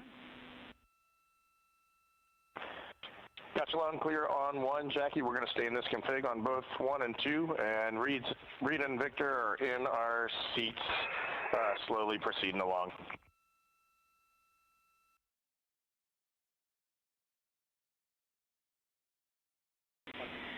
Okay, we copy, and just to confirm, that means that you've got the bulk of your suits donned, is that correct?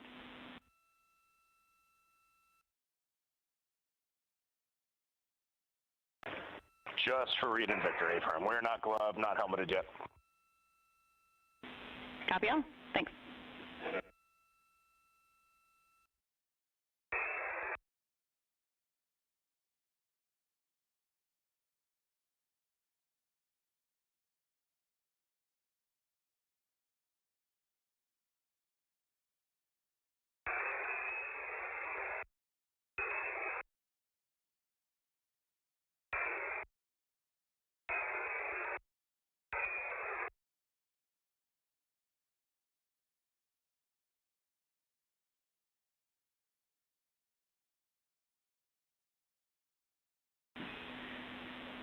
Integrity BFS is configured for entry with outputs inhibited. And a reminder, when you get to step 9.3, use your separate instance of 18.3.101 to save off the time. 100%. Thanks.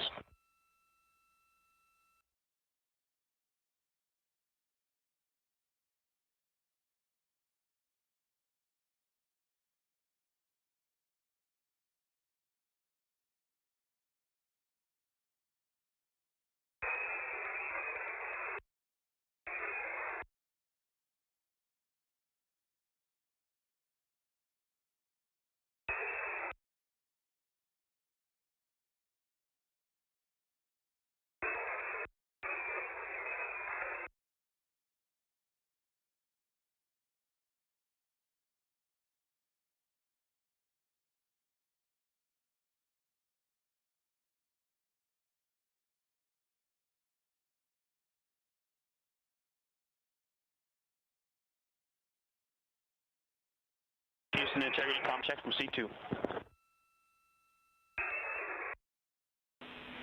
Victor, have you loud and clear? I'm coming up on 1. How me?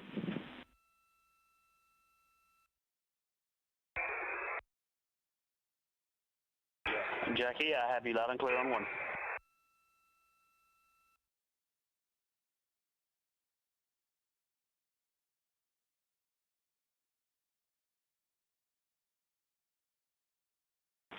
You are loud and clear on 2, Jackie.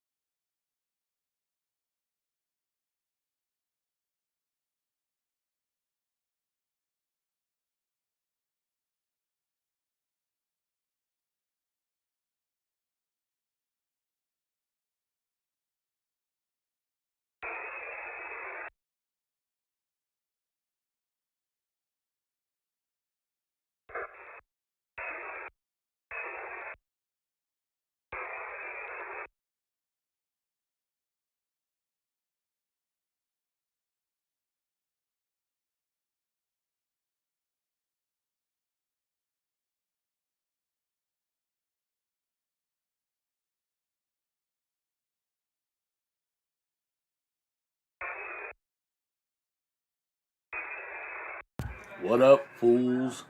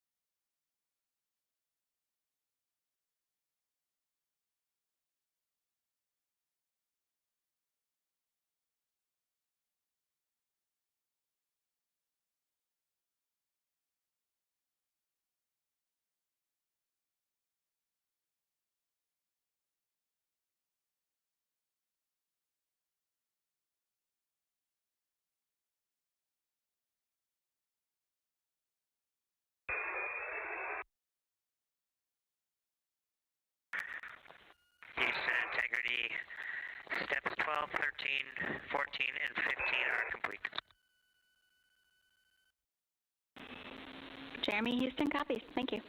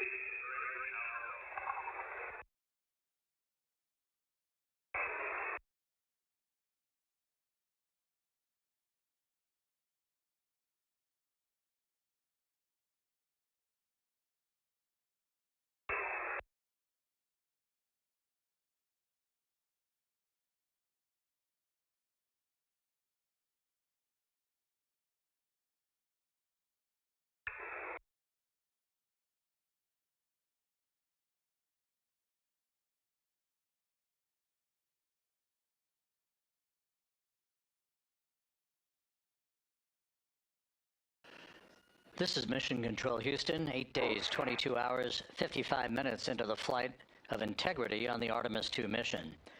On board the vehicle, the four crew members, Commander Reed Wiseman, pilot Victor Glover, and mission specialists Jeremy Hansen and Christina Cook are suiting up in their Orion crew survival suits, the launch and entry suits that they also wore during their launch from the Kennedy Space Center back on April 1st.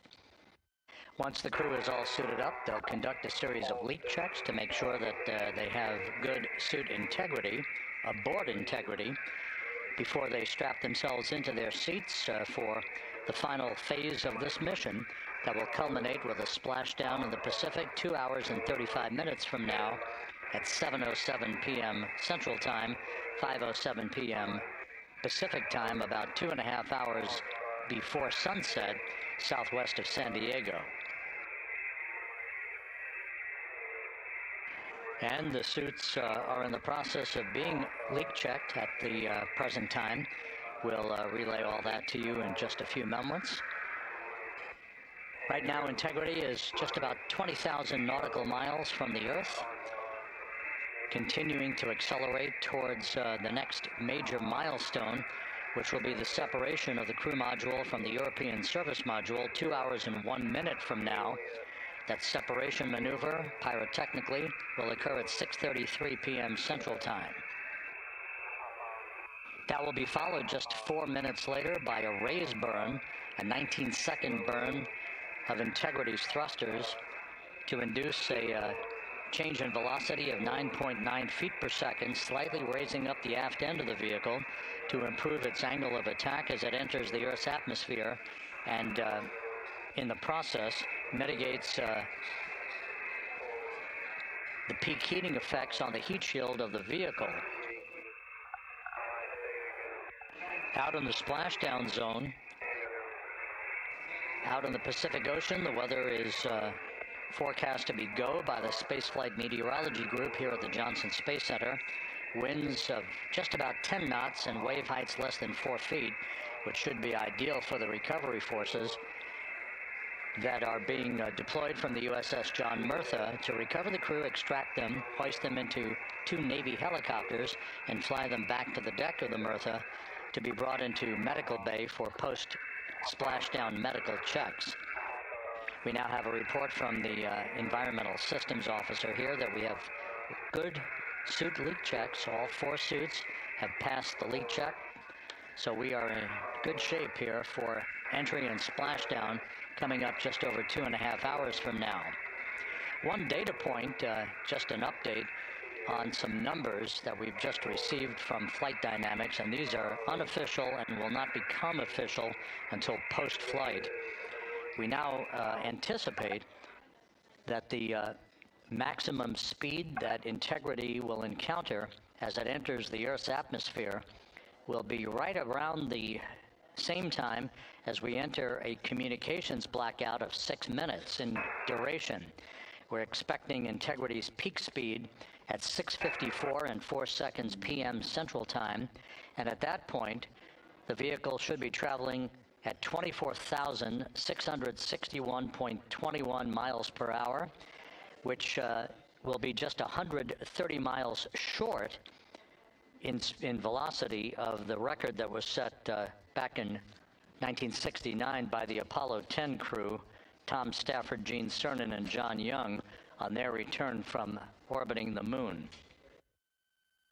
Once again, that peak speed expected to be reached just a few seconds after the start of entry interface as the vehicle plummets back into the Earth's atmosphere.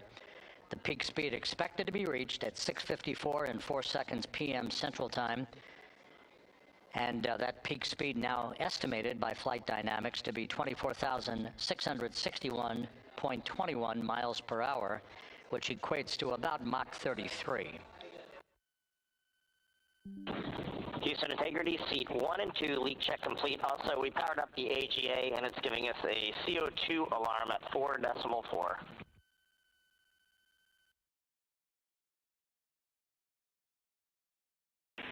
We copy leak check. We saw it as well. And copy CO2 at 4.4. We are discussing. We also on the AGA have a bit A of 16. We've seen that in the past. Should go away.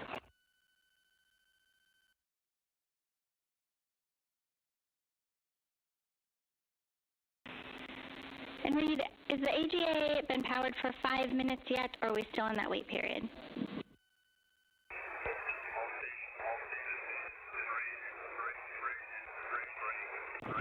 We are in the wait period. We expect that bit will go away. We copy, and that bit can also indicate that we cannot trust the other values, so we'll check back with you after the 5 minutes on the CO2 levels. Hey, firm.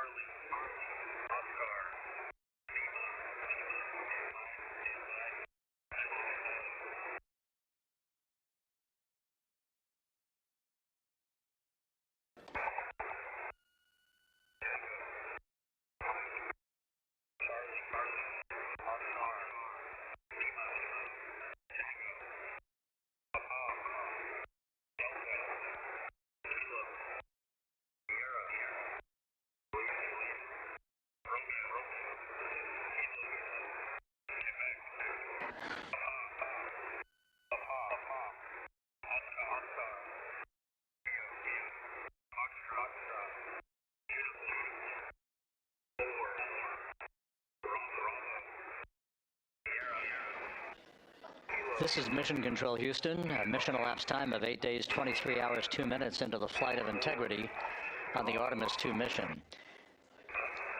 While we have a moment here, just an opportunity to run down some of the chronological highlights that lie ahead over the next 2.5 hours before Integrity splashes down in the Pacific Ocean. Coming up at 5:30 p.m. Central Time, 6:30 p.m. Eastern Time, we will begin a simulcast of NASA Plus coverage that will accompany our 24/7 YouTube coverage that we have been providing ever since we began the mission with the tanking of the Space Launch System at the Kennedy Space Center for launch back on April 1st. Houston, Integrity, we are complete through steps 18. Seats 3 and 4 are yet to suit, obviously.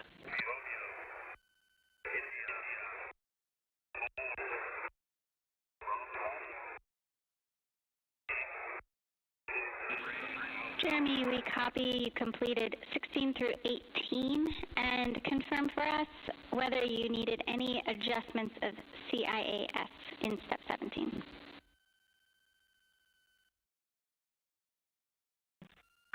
Negative. All the settings were still in their launch config. Houston copies.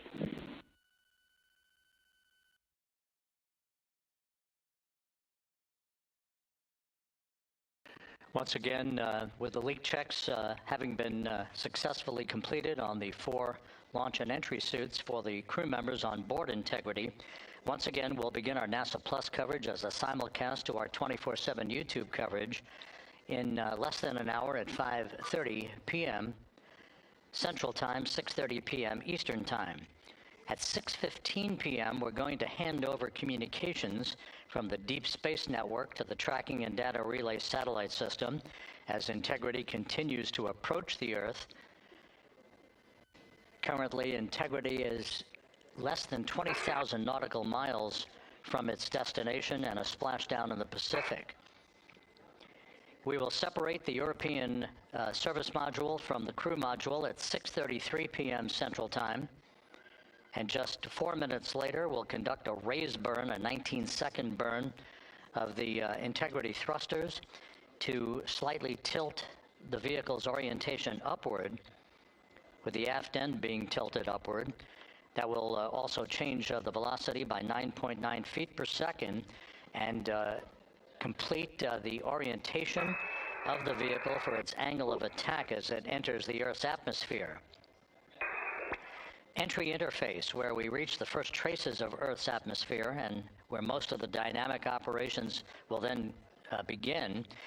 Entry interface is scheduled at 6:53 and 31 seconds p.m. Central Time, where Integrity will be at an altitude of 400,000 feet above the Earth, traveling at about 34,882 feet per second, with a range to splashdown of 1,701 nautical miles.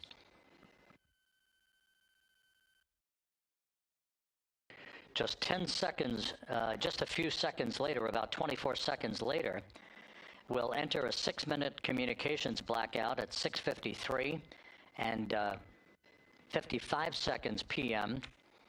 That communications blackout will be due to the buildup of plasma around the vehicle, the ionization of the interaction of the velocity of Integrity with the friction of the Earth's atmosphere. So the communications blackout, to last about 6 minutes in duration, will start 24 seconds after entry interface. At 6:54 and 4 seconds p.m., we'll reach our peak velocity. This is an estimation from Flight Dynamics. We should be reaching a peak velocity of 24,661.21 miles per hour, or somewhere around Mach 33.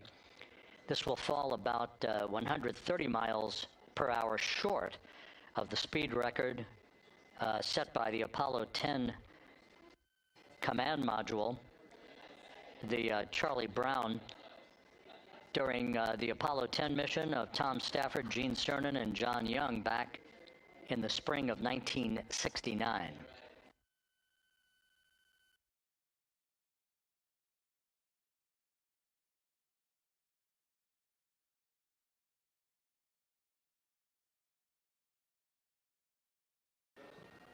Once the communications blackout ends, which is expected just a few seconds before 7 p.m. Central Time, 6:59 and 56 seconds p.m. Central Time, we will be at an altitude of 157,000 feet over the Pacific Ocean, and at that point we should be traveling at about 13,300 feet per second, with a range to splashdown of just 147 nautical miles. There will be a series of roll reversals, first to the left, allowing Integrity to bank to the left. These are computer-commanded, not crew-commanded, but computer-commanded roll reversals to bank the vehicle first to the left, then to the right. That bleeds off excess energy and helps to reduce the speed and the heating effects on the vehicle during the final phase of flight. Starting at 7:03 and 22 seconds p.m. Central Time, we'll begin the series of chute deployments. In all, there are 11 parachutes associated with this mission. The first 3 will pull off the forward bay cover from the top of the vehicle. The forward bay cover chutes are 3. That'll be followed by the deployment of the drogue chutes at 7:03 and 23 seconds p.m. Then 3 pilot parachutes will pull the main parachutes, 3 of them, from the forward bay cover. The forward bay housing all of the parachutes at the very top of Orion. The main chute deploy is scheduled at 7:04 and 44 seconds p.m. The vehicle will have slowed to just a very glacial speed of 198 miles per hour, feet per second, I should say, at that point, at an altitude of 5,400 feet above the Pacific Ocean. The splashdown velocity, of course, will be 0. 19 miles an hour is the velocity that the crew will feel under the 3 main parachutes as they splash. So a number of major milestones lie ahead. Splashdown time is currently estimated at 7:07 and 7 seconds p.m. Central Time, 5:07 and 7 seconds p.m. Pacific Time. That will conclude a total traveling distance from launch to splashdown of 694,481 statute miles.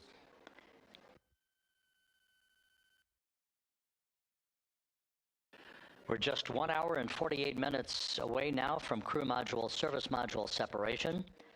The crew has donned their launch and entry suits. They've conducted leak checks.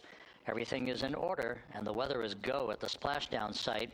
Some of the flying assets that will collect imagery of the descent of Integrity towards splashdown have already been deployed from the deck of the USS John Murtha.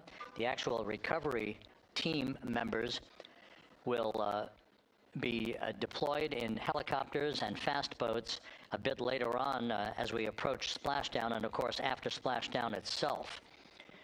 Once the vehicle splashes down, we'll be deploying the 5 inflatable airbags at the top of the vehicle with helium. That will ensure that the vehicle is upright throughout the course of the recovery operations.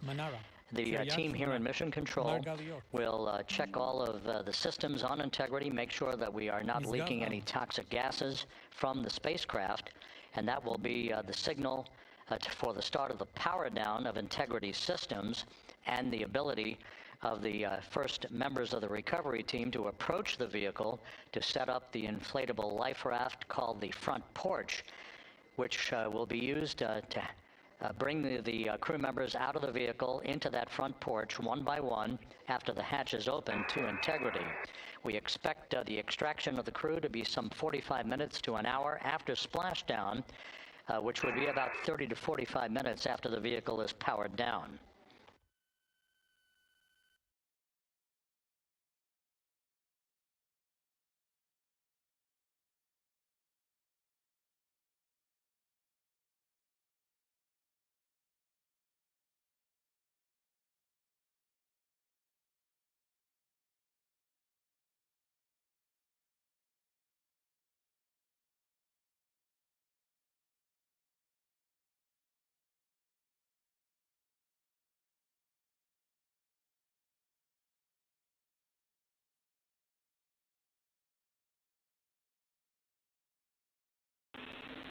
Integrity, Houston. We are ready for another CO2 reading on the AGA.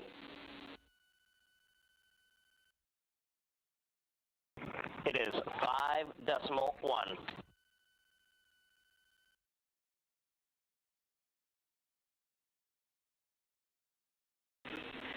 Houston copies. And Reed, earlier I did misspeak. The CO2 reading specifically would not have been affected by that particular bit.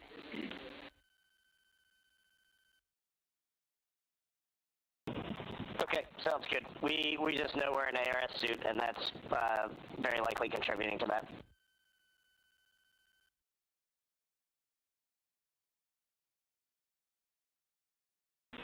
We concur.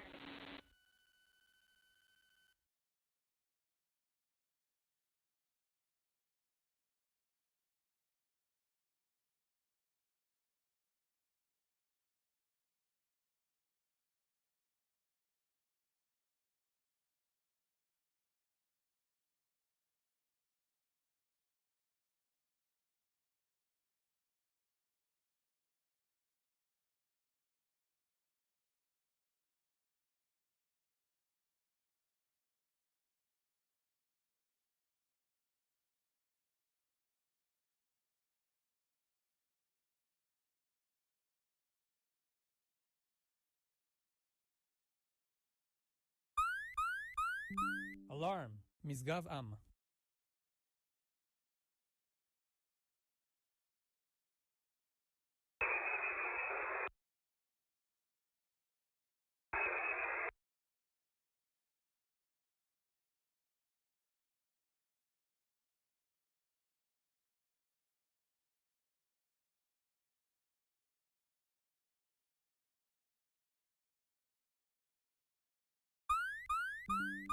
מטולה.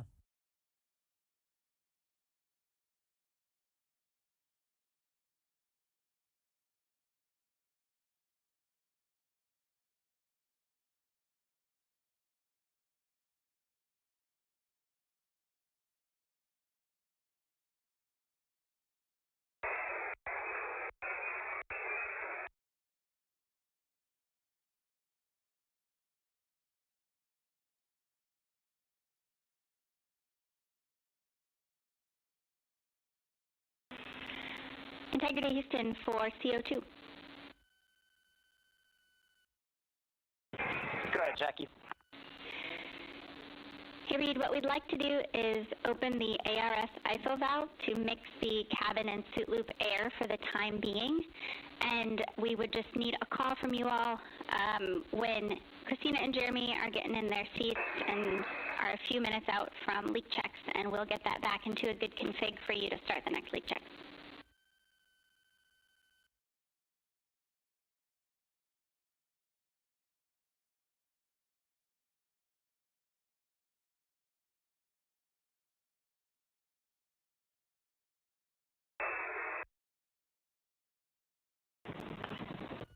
Hey, Jackie, that's a reasonably good idea. Can we just hang on that for a little bit and see how we're doing?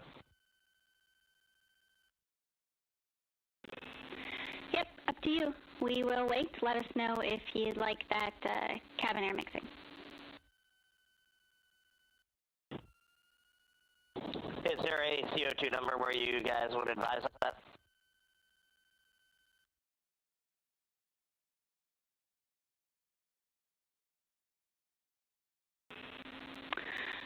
Reed, we would not want to go above 7. Yeah, that's perfect. Let us monitor it for just a couple minutes here.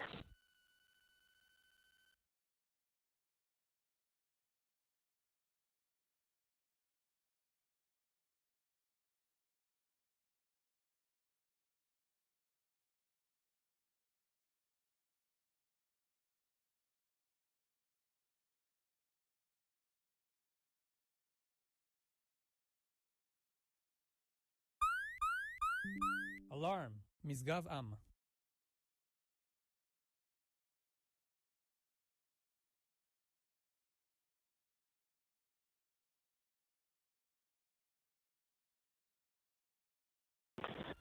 Houston, cabin entry config is complete, and Christina and Jeremy are about to start suit on. Excellent on cabin config, and copy suit down. That call from Commander Reed Wiseman aboard Integrity indicating that following the successful leak checks on the 4 launch and entry suits, the crew will begin to actually don those suits now, and then they'll climb into their respective seats, both on the flight deck and the mid deck of the Integrity, in preparation for crew module, service module separation that's scheduled 1 hour and 40 minutes from now.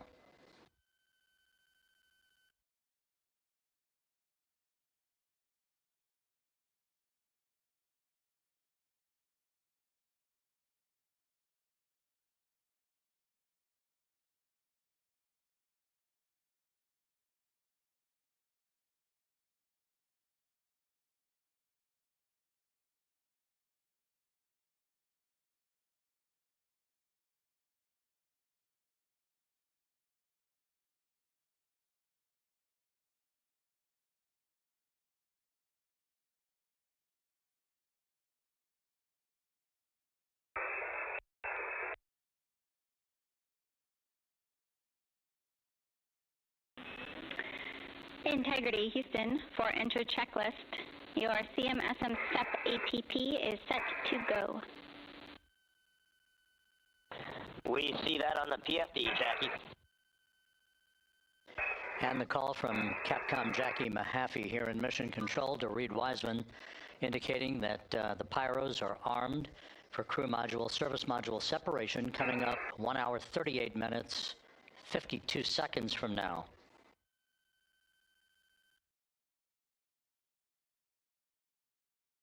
Integrity now squarely facing the planet Earth, 17,600 nautical miles away, headed for a splashdown 2 hours, 12 minutes from now.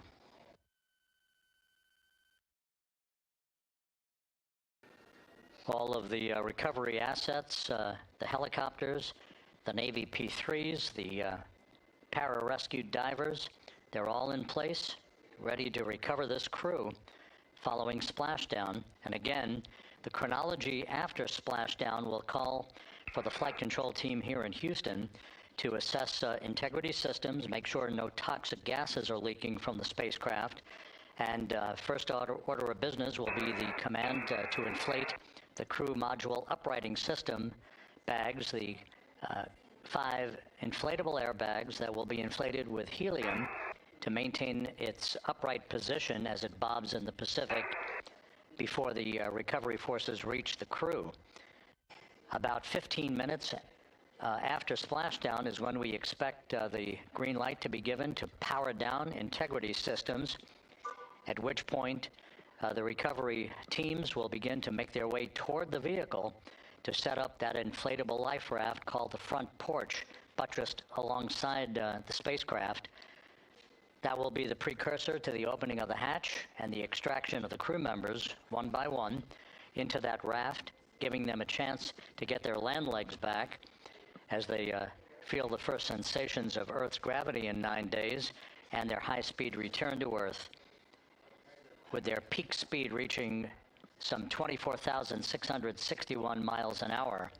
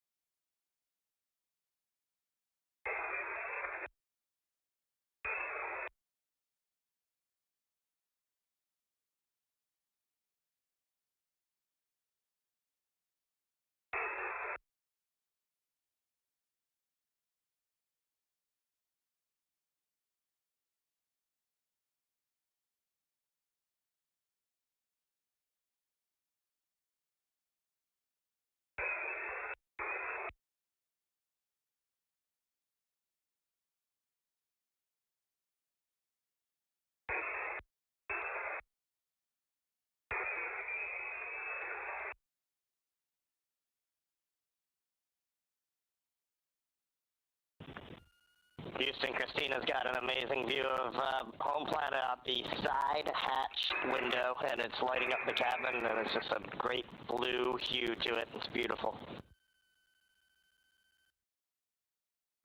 That is amazing. When you kicked us out of the cabin, we turned on one of the SAW cameras and also had the Earth's reflection on one of the arrays. It was very cool. Oh, man, that is amazing.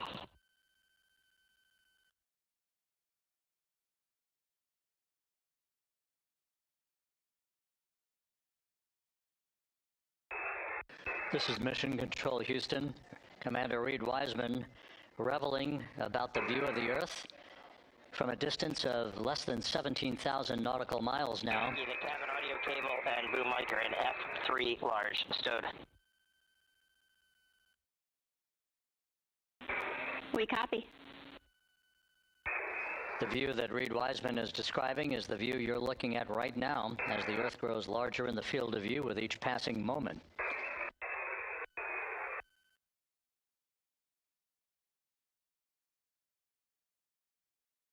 We're about 29 minutes away from the start of the NASA Plus coverage, joining our 24/7 YouTube coverage as a simulcast for the remainder of the evening through the time the crew is on the deck of the USS Mertha and in medical bay.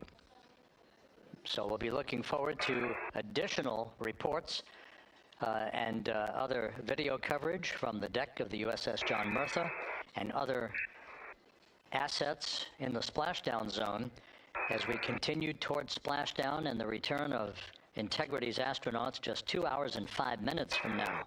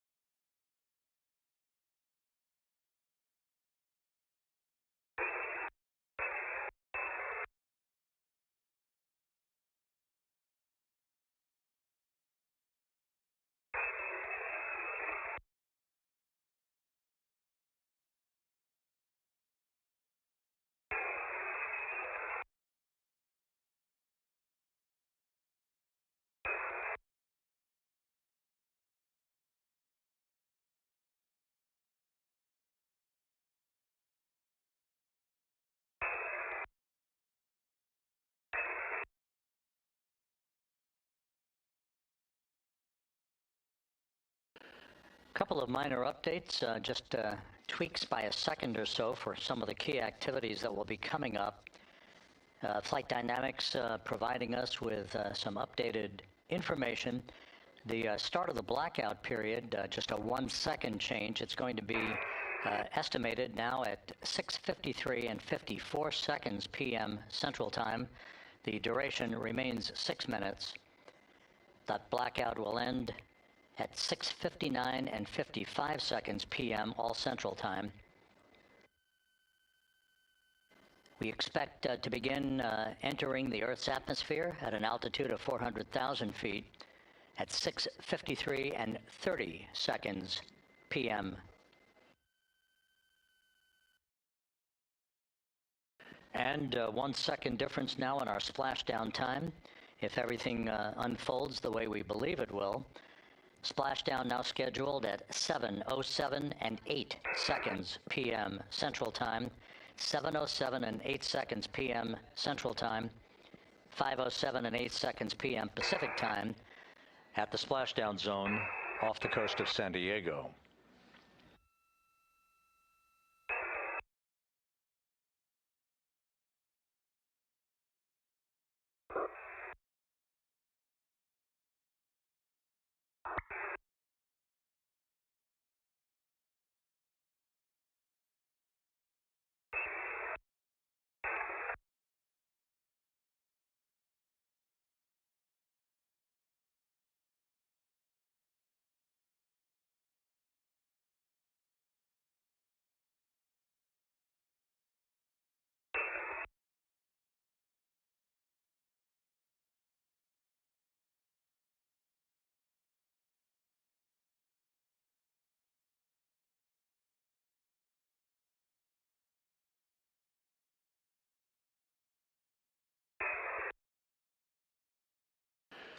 And one other update, the latest weather forecast from the Spaceflight Meteorology Group passed on to Flight Director Rick Henfling, calls for the clouds in the splashdown zone to be in the process of dissipating. The winds are somewhat reduced, now just 6 knots. The wave height's still less than 4 feet. All go forecast.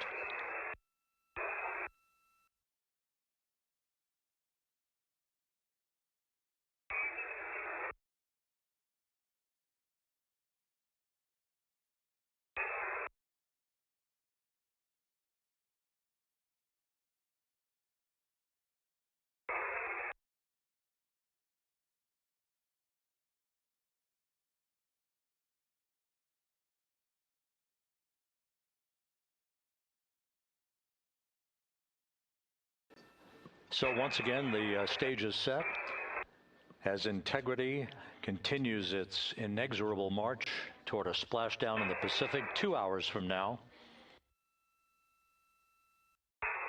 16,000 nautical miles away from the Earth. We are just 1 hour and 26 minutes away from crew module, service module separation, followed by a raise burn to tilt the aft end of the vehicle up ever so slightly and improve its angle of attack into the Earth's atmosphere as a mitigating action to reduce heat loads on the heat shield of the vehicle. This is all pre-planned, pre-flight. There's no differentiation between what we had designed this mission to do. We are expecting to reach the first traces of Earth's atmosphere at entry interface and 400,000 feet above the planet 1 hour and 45 minutes from now.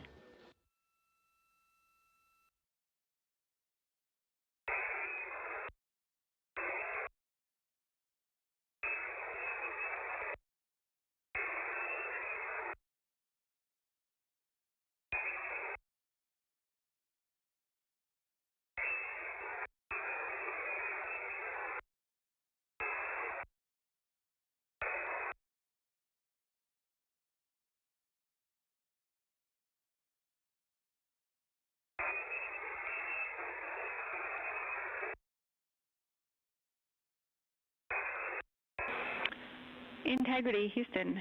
Cabin temp cold soaking is initiated. Copy that, Jackie. CO2 is 5.5, and we are still doing good on board. Christina and Jeremy are beginning suit down.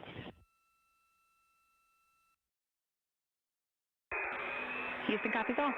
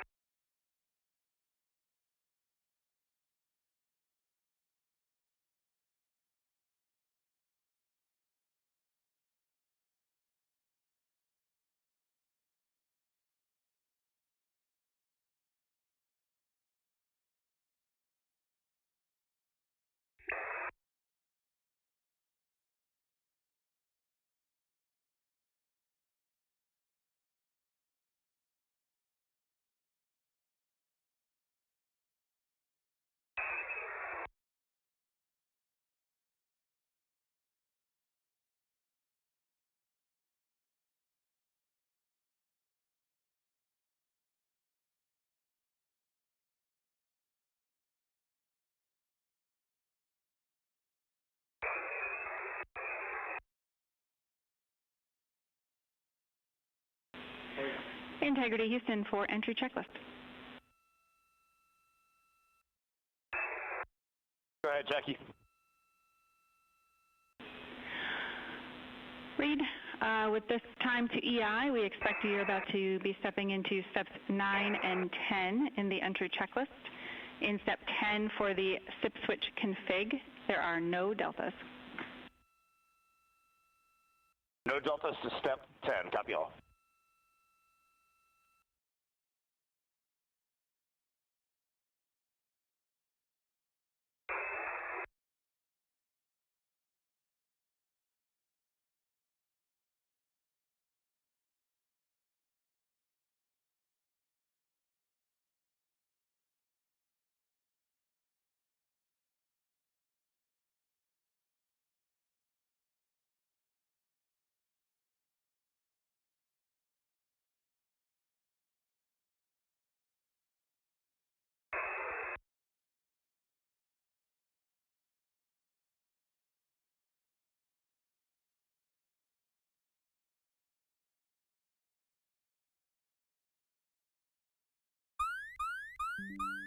Alarm.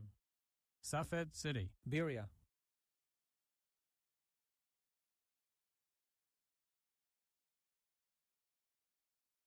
Kadita, Dalton, Ramat Dalton Industrial Zone. Kerem Ben Zimra.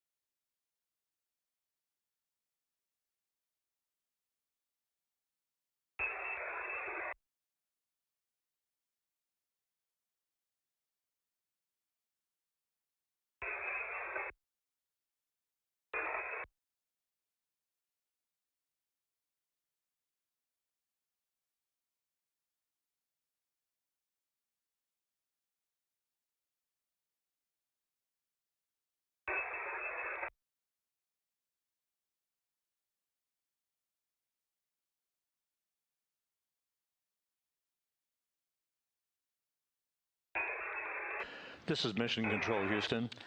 Once again, a great view of the planet Earth from Integrity from one of the solar array wing cameras. Now just 14,000 nautical miles from splashdown. Splashdown schedule for 7:07 and 8 seconds p.m. Central Time, 5:07 and 8 seconds p.m. Pacific Time. At a point to the southwest of San Diego in the Pacific Ocean, where the USS John Murtha is on station and where recovery team assets are being deployed to the predicted splashdown site to complete the mission of Integrity's astronauts and their lunar flyby. With the Earth growing larger in the field of view, the next major milestone, just 1 hour and 13 minutes from now, will be the separation of the crew module from the European service module. Houston copies. The separation of the crew module will set the stage just 3.5 minutes later. Go ahead. When I was looking at the BFSSM SEP, it was the exact same time as our predicted SM SEP. Can you just confirm we don't need that to be a touch later?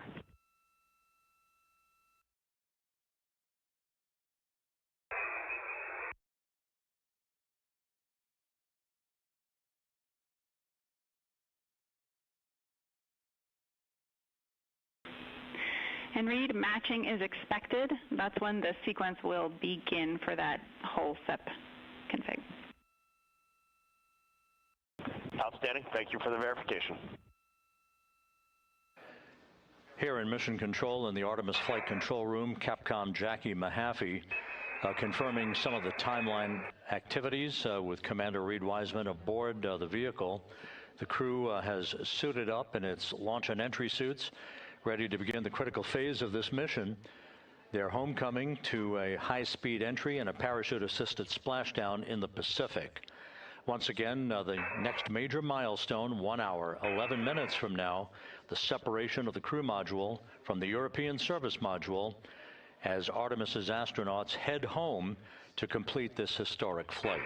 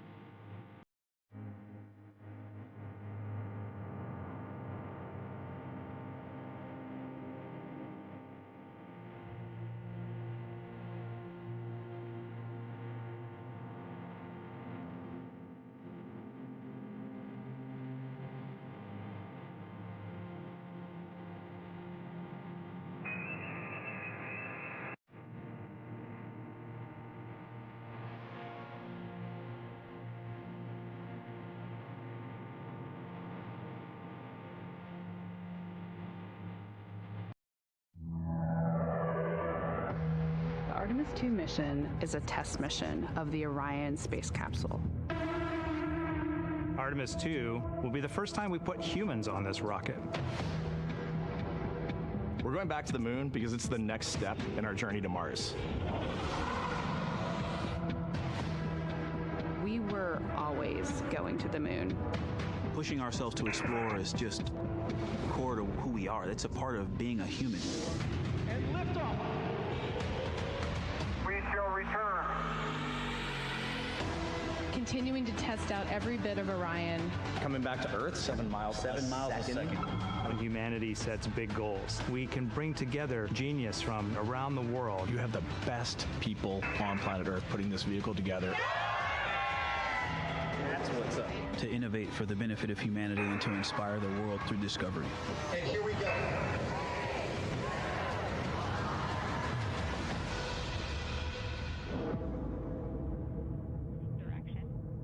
19th, 1972, 2:25 p.m. Eastern Standard Time.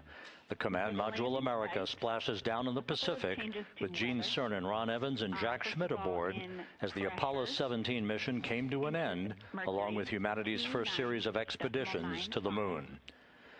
Today at this hour, you are looking live at our planet from the Integrity spacecraft, heading for a splashdown in the Pacific off the coast of San Diego just 1 hour and 35 minutes from now.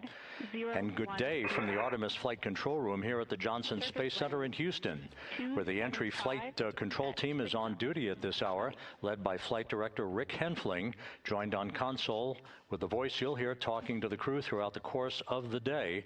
That is Jackie Mahaffey, second from your left.